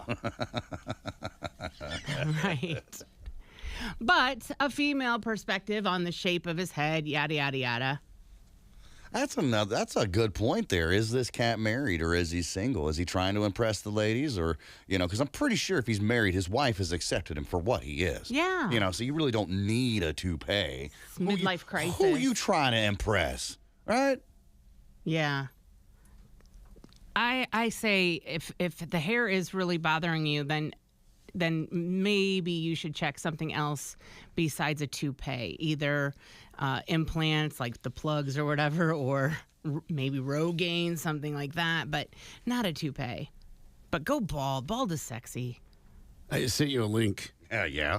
Oh. So because you say bald is sexy, and you Oh, cited, come on. you cited only celebrities. There's thousands of them. With a little bit of Botox injections around his cheeks and maybe some dentures. If this guy had teeth, Okay, I'll give you one with teeth. Well, Because yeah. again, it is a deep bench of ugly bald people. It is dramatically subjective. Old Pugsley looking so much. Full set of teeth. Want to move the goalpost again? Gimpy. Ultimately, in the end, do whatever you want to do, bro. However, to answer all the questions that you have asked, I do not know anybody who has a toupee that I know of. If one of my friends did have a toupee and I found out about it, I would 100% make fun of them for it. Just because it's funny. Toupees have always been the butt of jokes. I'm with Lindsay. Go ahead and just shave it off. Or accept the fact that this is who you are. And it is what it is. And if people don't like it, they can suck it. That's all that there is to it. You're only doing this for maybe you're trying to impress somebody. I don't know what your deal is here, bro, but honestly, personally, for me, a toupee is not the way to go. That's no lie. I'm not scared to say that my hair is thin. My hairline is a lot further back than what it used to be when I was in my younger age. But I'm not looking at hair implants. I'm not looking at toupees. Have I thought about shaving it all off? If it gets to a point to where I get the cul-de-sac, probably so. Right? The old Kids start bozos. playing kick the can there. Yeah. They got to say game off when the car drives by. Okay. Then I would probably just go ahead and shave my head and deal with it. I wouldn't get a wig. I wouldn't get a toupee. That's just me. But yes, people are going to make fun of me for it. I'm sorry. It's the truth. Spoiler, people are already making fun of you. I'm just saying, you can't control whether people make fun of you or not. That's going to happen. That is true. Either way. As far as bald makes you sexy, I think that's subjective. Confidence makes you sexy. So maybe just be confident. And with all that being said, it doesn't hurt to call someone and talk to them. Like your therapist. Or the people that do this type of stuff. Find out. Get information. The quantifier shouldn't be, will people make fun of you? People are going to make fun of you because you buy your clothes at Costco. People are going to make fun of you because you don't have a name brand. People are going to make fun of you because you wear New Balance. Like, who cares? Do you think, and it just kind of hit me that, like, you know how some guys will get things, think of it like you got a brand new toy and you play with it for a little while and then it kind of loses its magic and then you don't play with that anymore. Like right? when the batteries wear out? Right. So you're going to spend, let's just say, $1,000 on a toupee, right? And you use it for a little while, but finally you get to a point where you're like, I'm tired of putting it on. I'm tired of gluing it down, stapling it, whatever I got to do. You know, it just does. Tape. Right, whatever, you know. So now your toupee is up on a shelf of other has-beens that were in your life. You know, is it really smart to, I don't know, waste money like that? But I guess people waste money all the time anyway. Yeah, people waste money on a ridiculous amount of things. Some would argue buying motorcycles is a waste of money. Right. Some would say going to a gym class is a waste of Right. money. And I think that modern toupees probably aren't Costanza or what we think. Right? I would imagine they're a little more advanced than what they used to be. Again, I don't know. Somebody texted in and said, I know a guy who wears one. You would never know it's not his. Another one, my high school math teacher had a toupee.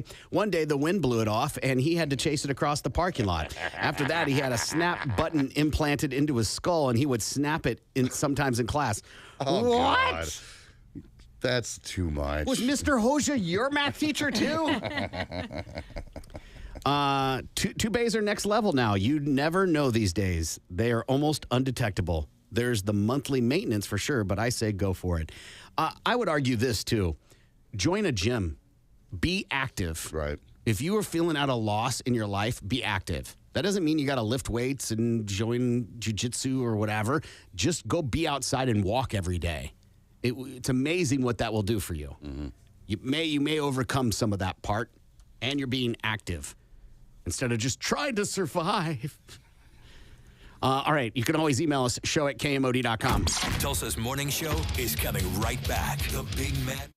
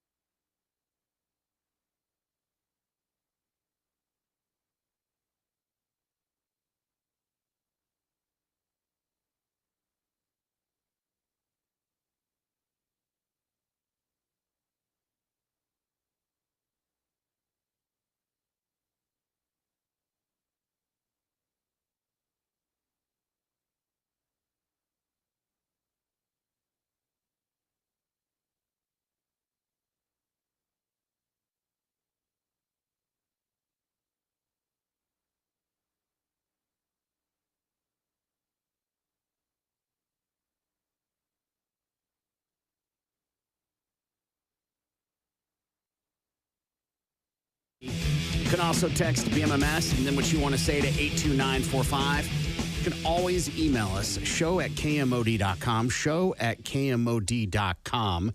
We qualified another person for CMall 2025, and Tana Beaver of Henrietta heard the cue. So Tana's now in the running to score tickets to every concert KMOD is a part of, including VIP Weekend Rocklahoma tickets. Every hour you can qualify with us, and then throughout the day as well from Yingling Flight and KMOD. All right, listener emails says, my friend gives me little gifts all the time, like a candle she thought I'd like or snacks she saw and grabbed for me. It's nice, but I never do that kind of thing. I usually just do birthday gifts. Now I'm wondering if I'm supposed to be doing the same. I don't want it to feel like a competition, but I also don't want her to think I don't care. Is it weird that I don't give random gifts back? Listener email from somebody. It's hard to tell if this is a guy or a girl that's written this. Even in the email, it was a pretty generic account. But they want to know, should they be giving gifts back every time they get a gift from someone? Gift giving is my love language. I like to receive gifts. I love to give gifts. It's just my personality. It makes me feel good. If I see something that I think that a friend of mine or a loved one would appreciate, I will pick it up. It's the people pleaser in you. Yeah. I don't do it all of the time, but certain times, if I'm in a store shopping for myself or something and I see like, oh, so-and-so would love this. Or there's been times where even Kevin has mentioned like, oh, I would love to have something like that. And if I happen to come across it, like, oh, I know he wanted one of these, so I'll pick it up. And then he'll go, what the hell did you buy this for? Well, you said you wanted one. Oh, that was like a year ago or something, I don't know. But anyway, yeah, I do that all the time. And that just might be their friends' love language. But do you expect anything back when you do said gift giving, I random don't. gift giving? I don't. Well, and I think there's a dramatic difference for buying gifts for your children and your husband Yeah, than for other people. Right. sure. Because you're at the store and your husband said he's always wanted a pair of rain boots or whatever is not equal to, or he's always wanted to try combos. I don't even know if they make those anymore. You But do. like, you know what I mean? I think that's a Yeah. dramatically different scenario. This doesn't sound like a husband-wife No. partner type of thing. This sounds like a stranger thing. Yeah. But much like Lindsay, that's her love language. Some people are wired like that. And they like to give gifts. They like to receive. They like to see the other person's face when they open up this gift or whatever. But not everybody is wired that way. Yeah. I'm not wired that way. I'm not a random gift giver. I mean, for my wife, I'll buy random gifts to my children. But that's the end of it. Yeah, not me. Gifts for me are usually Christmas and birthdays, anniversaries. Depends on who you're talking to or whatever. But just because it's a Tuesday, that's just not my bag, man. And if I'm being honest, if I buy a gift for my wife, I think deep down I want her to buy me a gift. Okay. Subconsciously, you're expecting something in return. Or you wish you want had a and gift. expecting are not the same thing, right? I want her to buy me stuff. Right. I'm a big believer in you treat people how you want to be treated. So if I do that in hopes that she'll want to do it for me. So you are kind of expecting something. You want it. Want You're not and expecting are not the same. But you kind of are. It's in a light kind of way, I think. Well, it's hope. It's hope. Yeah. It's not expecting. Hoping. Yeah. But that's not expecting. Expecting is almost like resentment if it doesn't Right. happen. So then maybe there's a little bit of that in there. Listener email from someone whose friend gives them little gifts all the time, whether it's little snacks or whatever. They say it's super nice. But this is the emailer, I usually do birthday gifts. Now I'm wondering if I'm supposed to be doing the same. I don't want it to feel like a competition, but I also don't want her to think I don't care. Is it weird that I don't give random gifts back? Lindsay. Friendships aren't competitions. And if she's continuing or he's continuing to buy gifts for you and you're still not buying gifts back, like, no, they don't expect you to do it. That's just probably their love language. And I don't think it is expected for you to do it back. Just make sure that you are saying thank you. And that's all. It's making them happy to do something kind for you. Gimpy. Yeah, for sure. That's just how that person is, man. You don't have to give anything back at all whatsoever except for a hearty handshake and maybe a high five. You know, if you want to, if you feel guilty, then okay, go for it. Whatever makes you feel better, bro or ma'am or whomever wrote this email. Yeah, it is what it is. But me personally, I wouldn't feel obligated like, oh, they give me gifts all the time. Now I have to give them something. No. Yeah, it's not a scorecard. You don't have to do that. I buy gifts for my wife and my kids because I'm thinking about them. And that might be what's happening here for you, is that they thought about you, whatever. They also might be trying to buy your attention. Right. They also might like you. Mm-hmm. They also might, there's 100 they also mights. It isn't always that they're just nice people. It's probably it. Doesn't mean that's what it is, though. Right. Sometimes people are manipulative, and they might buy gifts to overdo something bad they've done, or they do it out of guilt, or whatever. You know, you bang someone, you buy them a PS5. That's how you cover that up. Yeah. Or whatever. I'm just making that up. I just grabbed something out of the top of my head. You can always email us at show@kmod.com, show@kmod.com. You're listening to the Big Mad Morning Show. This is Tulsa's Morning Show. 97.5 KMOD. You're listening.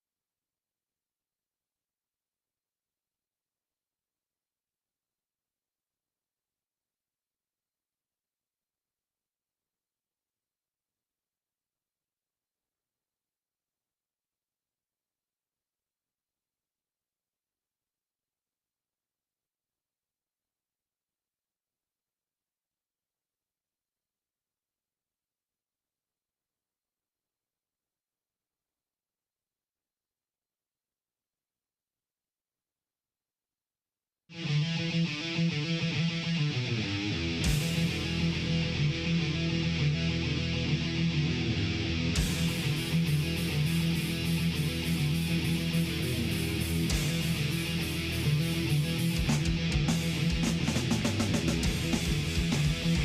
morning. It's the Big Mad Morning Show.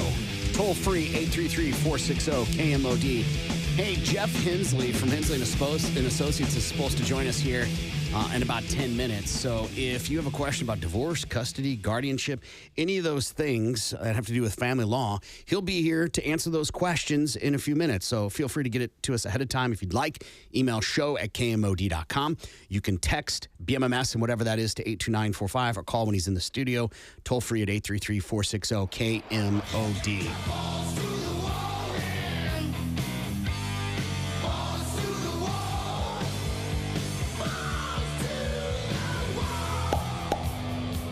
Olympic gold medalist Kyle Snyder was arrested this past Friday by Columbus, Ohio police as part of a prostitution sting in the city.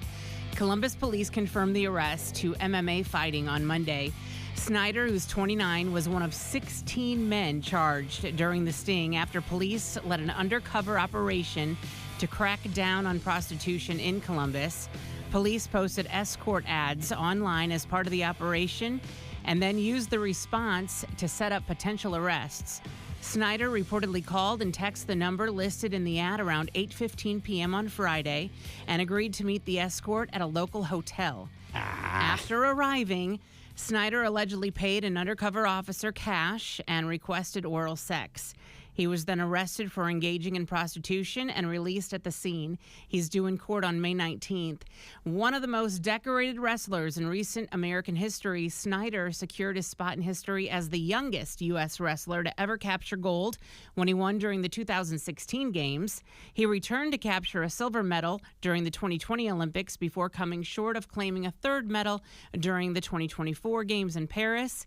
In addition to his Olympic accolades, Snyder is a 7-time medalist at the World Championships of Wrestling and a 3-time national champion after wrestling at Ohio State University.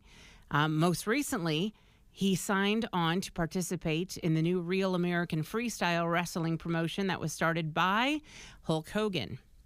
I don't see what the big to-do is here. I'm being honest. He engaged in prostitution. Mm-hmm. It is against the law. Yeah. But it's not like he was running a prostitution ring. No. Right, he just got caught up in it. Yeah. He pulled what's his face from the Patriots? What's the owner? Robert Kraft? Yeah, Robert Nope, Kraft. that's different. He went to a massage parlor. Yeah, this is more of a Michael Irvin sort of thing where, got a hotel with some coke and hookers and had a good time. This might not even be that. Right. But I always get kind of, is it illegal? Yes. Did he know it was illegal? Yes. Does prostitution encourage trafficking of humans? Mm-hmm. Yes. Mm-hmm. But also, to me, it's just not the biggest offense in the world. Right. No, but it's still pretty bad. It looks bad on him. Tell me how it looks bad. He's a well-known guy. To a very small group of people. Could probably walk into anywhere and get anyone he wants. This is a giant misstep that I think people do in life. That doesn't mean he has self-esteem issues. Right. That doesn't mean he deals with feeling like a fraud. That doesn't mean he doesn't feel like at this point in his career, he's realizing his wrestling career is sunsetting and he's going into this other wrestling thing, right? That doesn't mean he's not struggling mentally with stuff. And he felt like this was a solution. I just don't feel like it's the biggest offense ever. Is it wrong? Yes. Yeah. Should he get in trouble? Yes. But we didn't talk about him when he won gold medals. Yeah, he'll probably get a slap on the wrist. Maybe. Or they'll try to throw the book at him. Yeah. You know what he's not doing? He's not beating women, right? He's not abusing them, whatever. Which I think is, a lot worse than going out and getting a hooker. And don't misinterpret what I'm saying. I'm not trying to encourage prostitution. I'm just saying that, this feels Well, I'm going to use the word you said. You said this was juicy. This story was juicy. I don't find this juicy at all. A man who is lonely trying to find sex. But we don't know. What if it was underage? What if it was, you know what I mean? Like, If he pursued, Yeah, it's important we to don't note this. know. If he pursued an underage person, then yes. He's not out there raping bitches. And you can't make up a story to make it more juicy. That's because that's not what happened. Right. Yeah. And that is your Balls to the Wall Sports. I'm Lindsay on 97.5 KMOD. Balls to the Wall Sports is powered by the award-winning service of Groundworks Tulsa. More of the Big Mad Morning Show is next. Tulsa's Morning Show. Continue.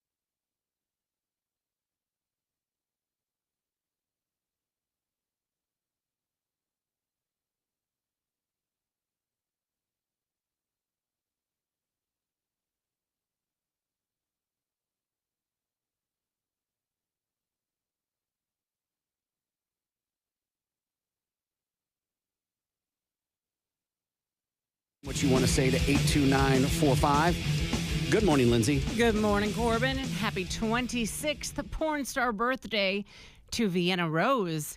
See this Manford, Oklahoma gal in hits like Girl Scout Nookies 5 and 7 on the receiving end and Vienna's Sausage Party.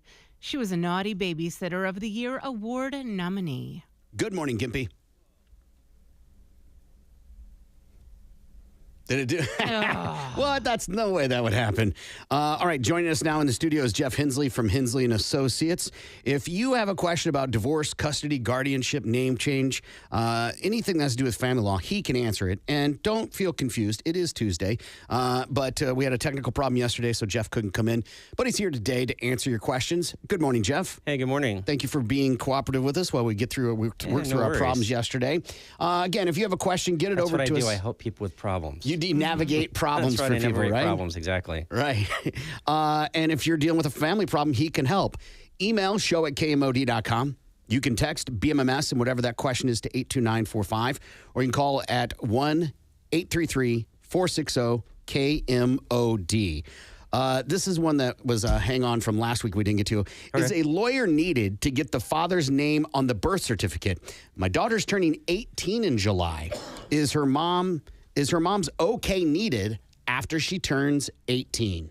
After 18, no. I mean, after 18, it doesn't matter at that point. You don't have to seek any permissions or anything like that. And you know, once a person's an adult, you know, weirdly enough, some of these things are a lot easier to deal with than they are when they are children, because you've got to seek permission from the other side and all these things. But getting a change on that on a birth certificate's easier once they're 18. Just like a name change is much easier once you're 18, because you don't have to have permission from the other side and all that. And more importantly, a name on a birth certificate, I mean, we're going to have to look at the issue. When they're under 18, you're looking at the issue of paternity issues. Is somebody on the birth certificate? Are they not? Has there been a child support order where somebody has been adjudicated as the father of that child? I mean, there's a lot of holes here, obviously, but a lot of things to think about when you're looking at those issues. Does your name have to be on the child's birth certificate in the state of Oklahoma? You don't have to, no. Now, if you're married, both names are gonna be on the birth certificate. If you're not married, that's how we end up with people not being on the birth certificate. Okay, so if dad is not there and doesn't sign an acknowledgement and doesn't sign the birth certificate, or mom doesn't want them to do those kind of things and kicks them out or whatever, I mean, that's kind of why we end up with birth certificates that don't have that information on it sometimes.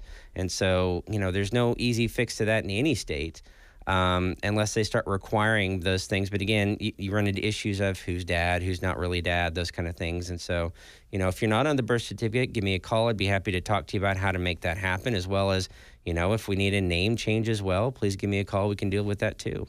Does your name need to be on the birth certificate for the state to collect child support?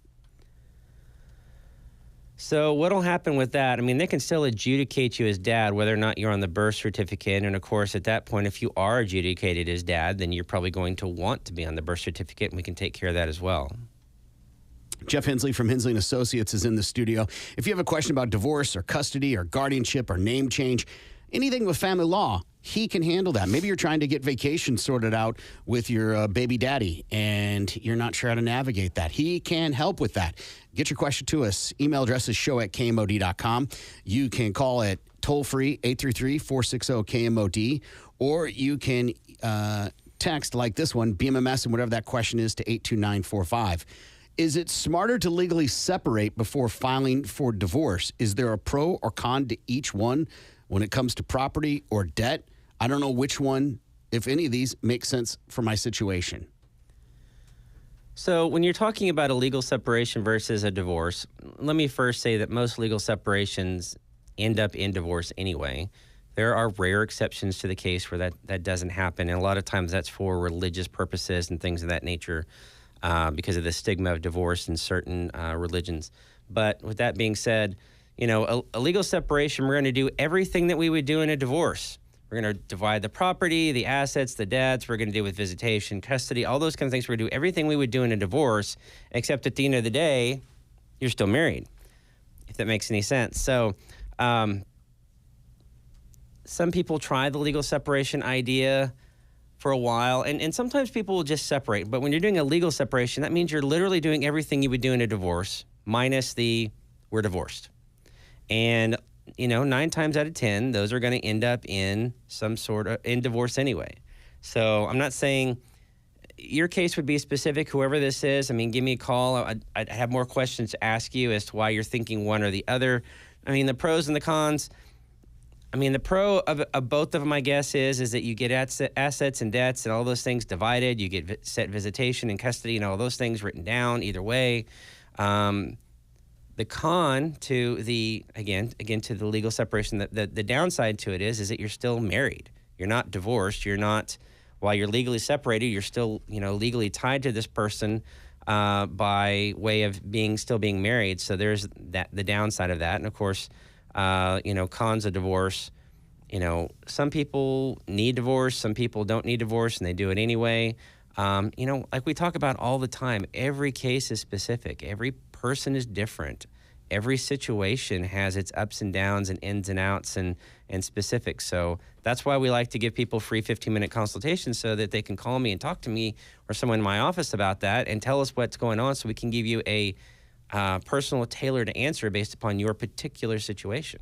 Jeff from Hensley & Associates is in the studio. You got a question about family law, anything from custody to name changes to divorce. He can answer right now. And the phone number is 833-460-KMOD. You can text BMMS and whatever that question is to 82945 or email like this one. It says, my younger brother is unfit to care for his kids, and I'm worried about their safety. Can I petition for custody as the aunt? How hard is it to prove they're unfit?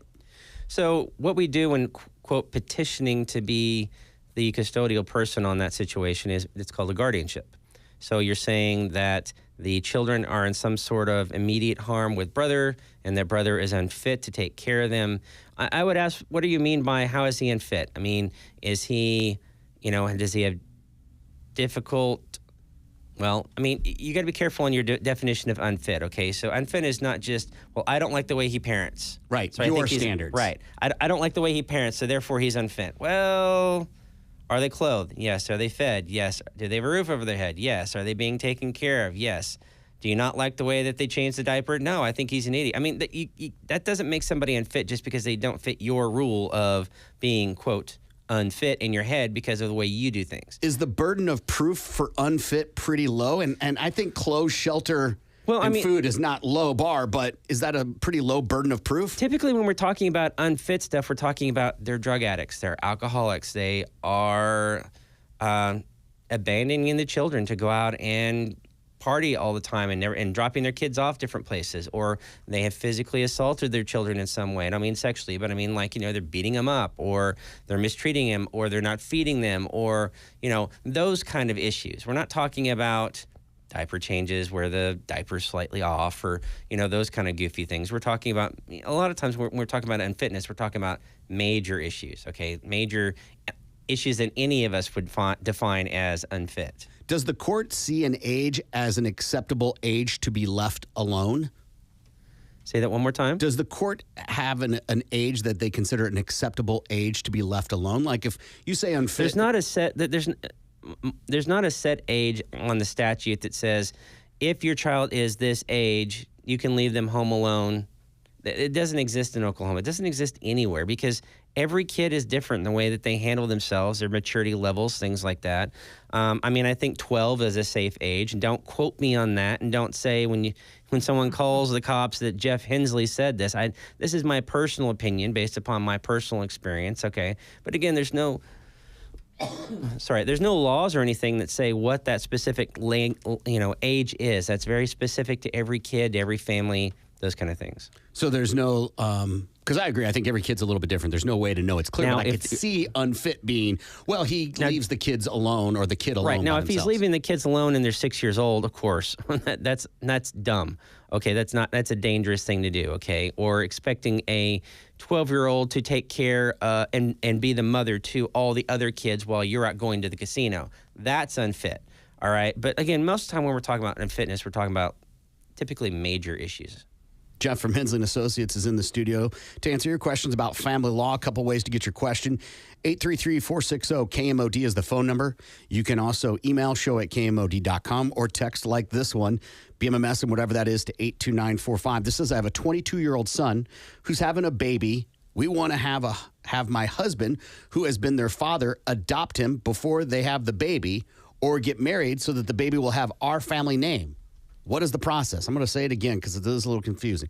I have a 22-year-old son who is having a baby. We want to have my husband, who has been their father, adopt him before they have the baby. So it sounds like the 22-year-old, they want to adopt that child who's been to the dad who's been the father, not the blood father. The father of who? The 22-year-old. Okay, so grandpa. Yes. Okay. So that the baby, when it's born and they get married, will have the family name. Okay, so It's very similar to the question we had earlier Well, about it's adopting not- somebody who is over the age of 18. yes and no. I mean, it's here's the deal. You can't just, and I assume what they're doing is that they're trying to block out biodad in some way so that kid doesn't have biodad's name on it, on a last name, and isn't involved in the kid's life in some ways, what it kind of sounds like. Problem you run into is this, okay? If grandpa, I'm going to call him grandpa, were to try to adopt this kid, all right, he can't just adopt to have a last name and then mom still be mom. When you adopt like what you're talking about or they're asking about here is you would have to terminate the rights to both parents, to mom and to dad. Okay, so if they're just mad about a last name, we can deal with that through a name change down the road and those kind of things. And I don't know the situation, all right? I don't know why they don't like biodad. You know, I have a lot of different reasons in my head I can think of. But my point of it is that to do what they're doing, you'd have to terminate the rights to both parents, not just one parent, and leave the other parent active. It doesn't work that way, okay? It never has worked that way. So when you're adopting, you're terminating rights, whether it be by mom or dad, or mom and dad, depending upon the situation. That's like when we do a step-parent adoption, right? We've got a person who has acted as that kid's parent, and now we're terminating the rights of the individual who is the bio parent, but you still have one original parent still part of the deal. Does it make sense? Yeah. So you can't do what they're asking. It's not allowed and legal in any state. Well, and I was thinking too, and I know you see this a lot, is people trying to rush before a baby's born to Right, get things and- done. And that is not logical. Well, it's not, and I think the reason people get upset about it, Corbin, is because when I say to them, I hate to say this, you know, but God forbid, the way this works is the court wants to make sure the baby is born, because God forbid that something should happen to the child. I'm not saying it will, I'm just saying, and they kind of get offended by it, and I'm like, look, the court doesn't have jurisdiction over anybody until they're born. Now, I'm not getting into any discussions about, you know, pro-life, all that. I'm not talking about that. That's not what we're talking about. That is not what we're talking about, and it is not a discussion I want to have with anybody. My point of telling you this is that the court has to physically have a person born that they have jurisdiction over. If something were to happen to the child during pregnancy, obviously there's no birth, there's no person. So the child has to be born before we can start worrying about issues of name changes, adoptions, all that kind of stuff. Jeff from Hensley & Associates is in the studio. Any family law question he can answer, 833-460-KMOD. That is what Cassidy has done. And Cassidy, what's your question for Jeff Hensley of Hensley & Associates? So I am legally married, but me and my husband have been not legally separated for like 9 years now. And a couple months ago, he unfortunately passed away. Okay. And it was due to a work incident, an injury or something like that. And there's questionable things on what had happened as far as that goes. But I just need to know, what am I legally obligated to do in that case? Obligated? I mean, here's the thing. First of all, even though you've been separated for 9 years, you're still married. Okay, so, Right. you know, you're still the wife. I mean, you're still entitled to his marital estate and all that stuff when he passes. I mean, legal obligation, there's not a legal obligation that says if you think your spouse was, killed at work by some shoddy whatever, there's not a legal obligation to file against against that company. There's not a legal obligation. There might be a moral obligation in your heart, but there's not a legal obligation. Now, obviously, if it's found that he was, killed by something that they failed to do or shoddy safety or whatever it may be, then, there's a lawsuit there. And, of course, you could collect on that. So if that really is the case. So. But here's the thing. What if I didn't want to collect on that? Because he was with another person, like in a relationship for the past probably 5 years. So I feel like they would be entitled to it more than I would because they're not entitled to. We weren't even together. But that's the problem. In my heart, that's how I feel. I understand, and I'm not diminishing that. I'm not criticizing that. I'm really saying from a legal standpoint. She's being honest, right? Right, and she's saying, "Hey, I'm not the person anymore." And I will tell you, the honesty is refreshing and it is awesome, and I commend you for that. I think it's great. I'm just telling you from a legal standpoint, the person that could bring any sort of suit or whatever would be you. I mean, just because he was with somebody else while you guys were still married, that doesn't give her any legal standing to bring any suits on his behalf because he's passed away. You're the legal wife. I mean, you could collect on that and then pay her, I guess, if you wanted to do that. I mean, that's one way to look at it, I guess. But it's that's a touchy area, obviously. But there's no obligation.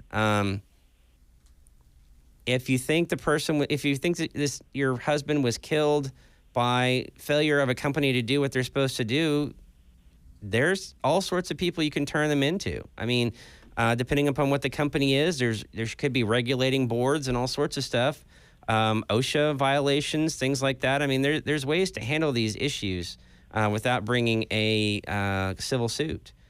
But, it's really what you want to do. It's really up to you. Is there anything that I could do as far as like maybe signing my rights over to her and give? No, it doesn't work that way. There's not any state anywhere in the U.S. that has anything like that. Well, and this is probably not to pick on Cassidy, but this is an example of why you shouldn't wait 9 years. Right. No, I agree. I agree. Yeah, so if you give your name or number, here's what I'm going to do. If you give your name or number to Gimpy, I will have my associate that handles all these kind of business issues like this. I'll have him give you a call, and you can kind of ferret out a little bit more of what you want to do and what your options are, okay? Okay, cool. Thank you so much. Appreciate it. Hang on the line. And that's why you want to talk to an attorney, because these things get sticky and hairy very quickly. Let's talk to Scotty real quick. Scotty, go ahead. You're on with Jeff Hensley of Hensley & Associates. Yes, sir. So my wife and I had our oldest son when we were in high school, and he is now an adult, and we were going to enroll him in college, and we're both tribal members, and we were also going to get him enrolled with my tribe. And when we realized that, or when we went to do that, we realized my name is not on his birth certificate. And we have seen that this is pretty difficult to do now that he's an adult, and I was going to see what's the best way to go about that. It is difficult to do, it's especially difficult when you're trying to get someone enrolled on the tribal rolls. And what he's talking about, for those that don't know, is that for his son to be able to be on the rolls, dad has to be on the birth certificate so you can show the bloodline, is really what that is, a requirement of all the tribes to do that. So if you give your number to Gimpy, I will call you, and we'll talk about how to get this done, especially for tribal issues. So we can get him on the rolls, all right? Awesome. I appreciate you. Hang on, Scotty. Last one here. It looks like Bam has a question. Bam, what's your question for Jeff Hensley of Hensley & Associates? Hey, look, I'm not going to mention any names, but this guy I know went out and slept with this girl, one night stand, and he got her pregnant. They tried to make it work, but it didn't work out. And so she come over to his house one night, tearing stuff up. She spit the tires, kicked in the door, and the police told him then that you need to file an emergency restraining order and get custody of the child and all that. And he just didn't have the heart to do it. So now time has went on, and she found out that he took the baby and another girl to the zoo, and she got mad about it and went to her lawyer, and now he's got a restraining order and all that stuff against him. So what happens next? I mean, he's going to get a lawyer, but I don't know if what we haven't even found out what the lawyer's going to say yet. Well, I mean, he's gonna need to call us. I mean, what's gonna happen is we're gonna have to deal with that protective order. Not to mention, we're gonna have to file a paternity action. What was her claim for protective order for against him? He just took the kid to the zoo. Yet. We don't know yet. Has he been served? That's what I'm saying. Well, has he been served? We don't. No, he hasn't been served yet, but he's not allowed around to go around the baby. But we don't know if we're thinking that maybe she lied about something. So if she did that, she's probably in trouble, right?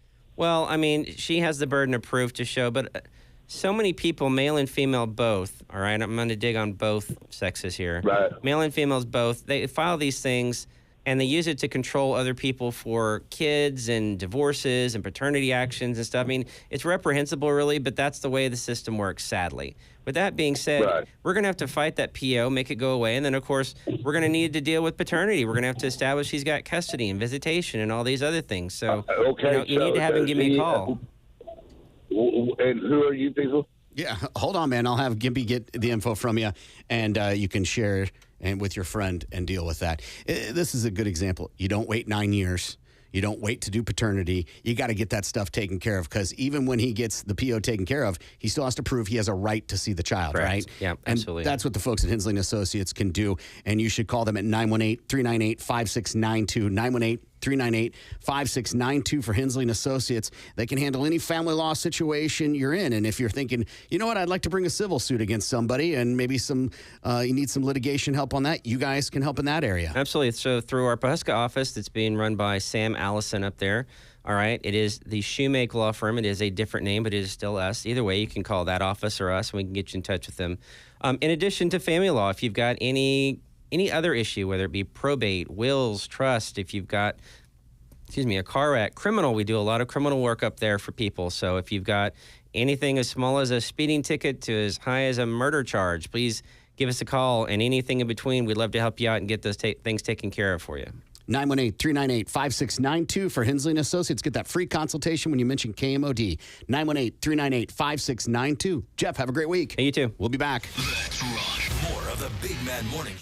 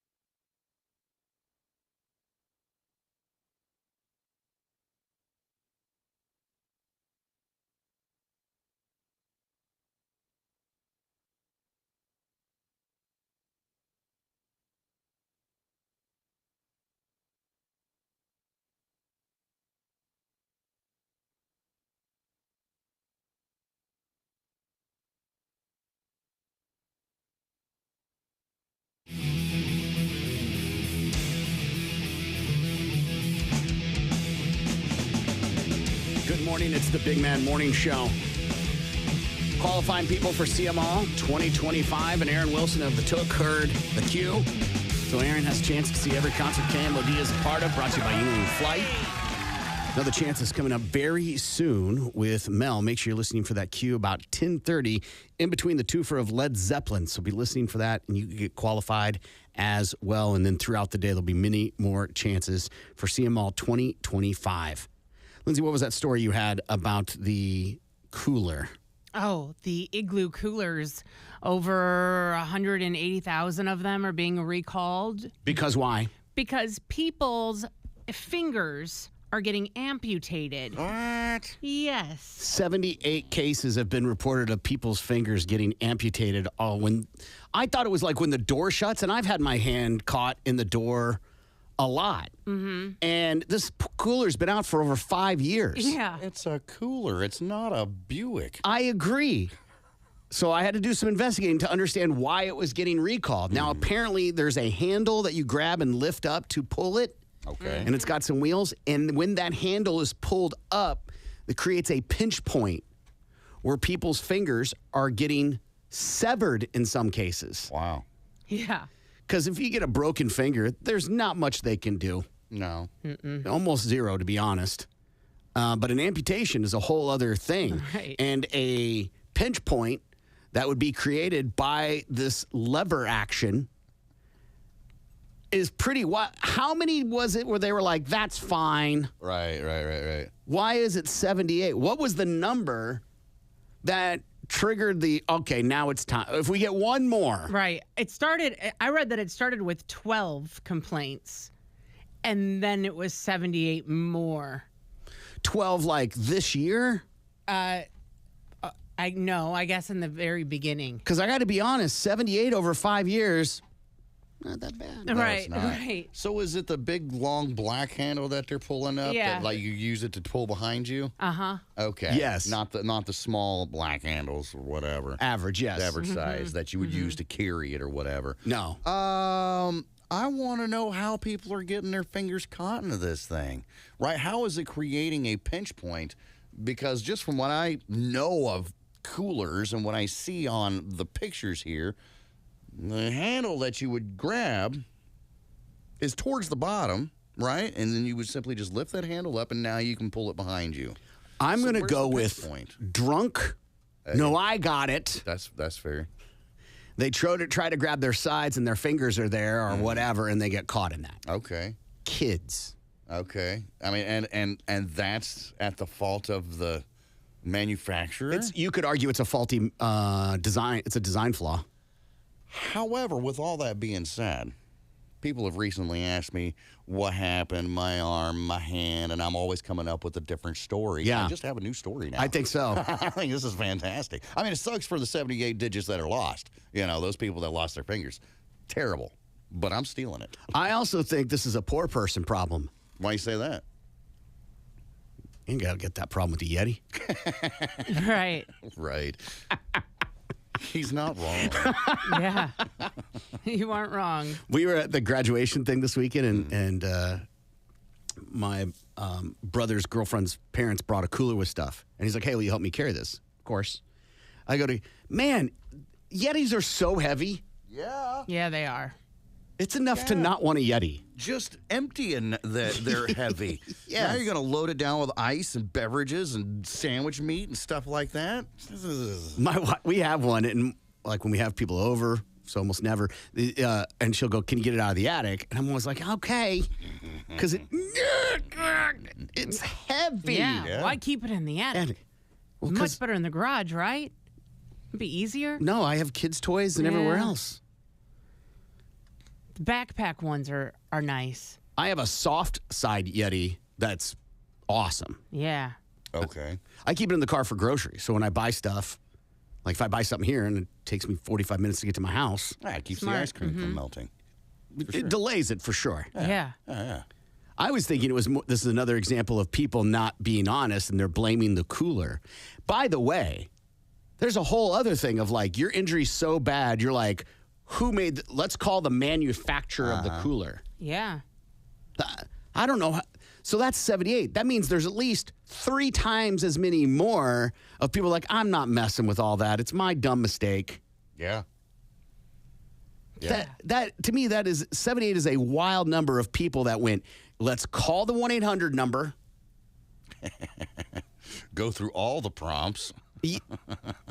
I got to be honest, to call the 1-800 number for the cooler company, I can't imagine, and this isn't a slam on Igloo, I can't imagine their over-the-top customer service. All right.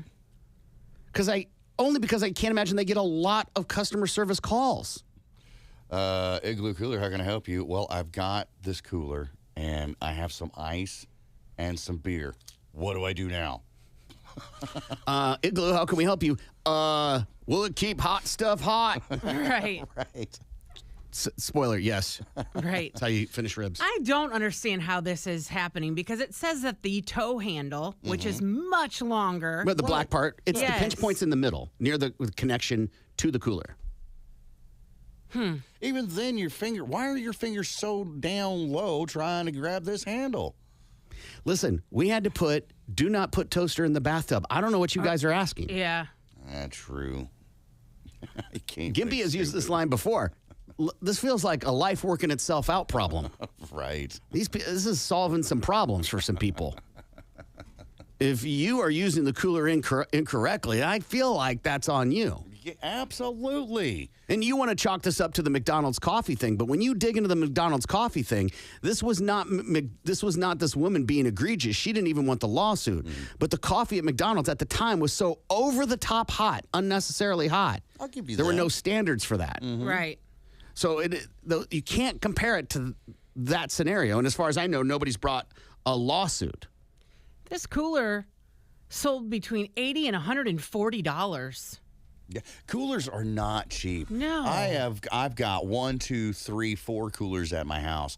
3 of them I just haven't thrown away yet because they don't fit in the dumpster like they should, and I don't want to pay the extra to just put them on the curb and have them pick them up. So I've got 3 coolers at my house that are broken handles. I'm sure they would work if they're not. If I don't plan on moving them. I mean, that's dramatically less than a Yeti, by the way. Yeah, oh, yeah. Oh yeah, for sure. I got one. I got a long one. Giggity. Last year because the ones that I had were pretty standard size ice chests, that you would take to the lake or whatever with you. And I'm like, I need more. Now, I don't need one that's 18 feet long and you can fit 130 packs of beer in there. No.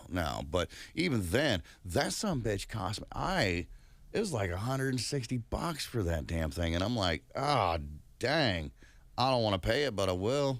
Well, and I think when Yeti came out, it forced Igloo to have to change their coolers. Yeah. This isn't the Igloo cooler your mom had. Right. Oh, No, I would imagine this is very similar to the Yeti-looking type of Igloo. And my parents always had the slide one where you push the button on the side and slide it down, and if Yeah. you picked it up, it would slide all the way around. It was not a good cooler. No. If you picked it up the wrong way, it opened up, and there goes your lunch. I always remember it had to be, when we go on road trips, it would get put behind the seat because I sat behind my dad, and it would go back there, and I had to put my legs up on top of it Yep. because I was the shortest one. Yeah. Even that small little cooler's $100 and some odd bucks. Yeah. They have Slayer ones? That's cool. All right. We got to take a break. We'll be back. More of the Big Mad Morning Show.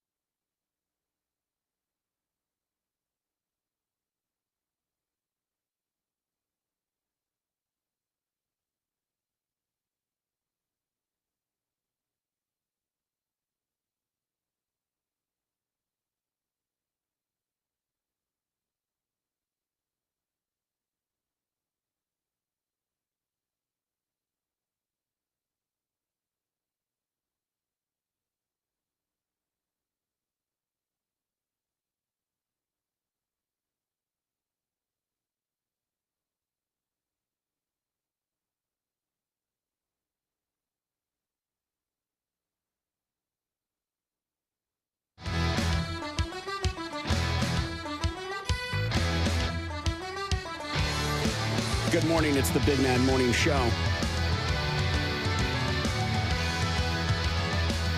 Time to find out what everybody learned. We'll start with Lindsay. Lindsay, what'd you learn today? I learned that if Dolly Parton were actually carved into Mount Rushmore, we'd have a national landmark where the sun never sets, but always casts two very impressive shadows. And a toupee seems like a great idea until a strong Oklahoma wind turns your hairpiece into an unidentified flying object. Gimpy, what'd you learn today? I learned if you're going to get a toupee, you should get some big red shoes to go with it. I also learned that spanking a child can have major, major side effects for them later on in life, like manners and respect. I learned Mr. Clean is the female equivalent from, what's her name, from Roger Rabbit. And I also learned, the fat lady gave me the weed. It's Corbin saying make sure that dishwasher's loaded right. It's Lindsay. Stop tracking my cycle. This is Gimpy, and I'm sorry.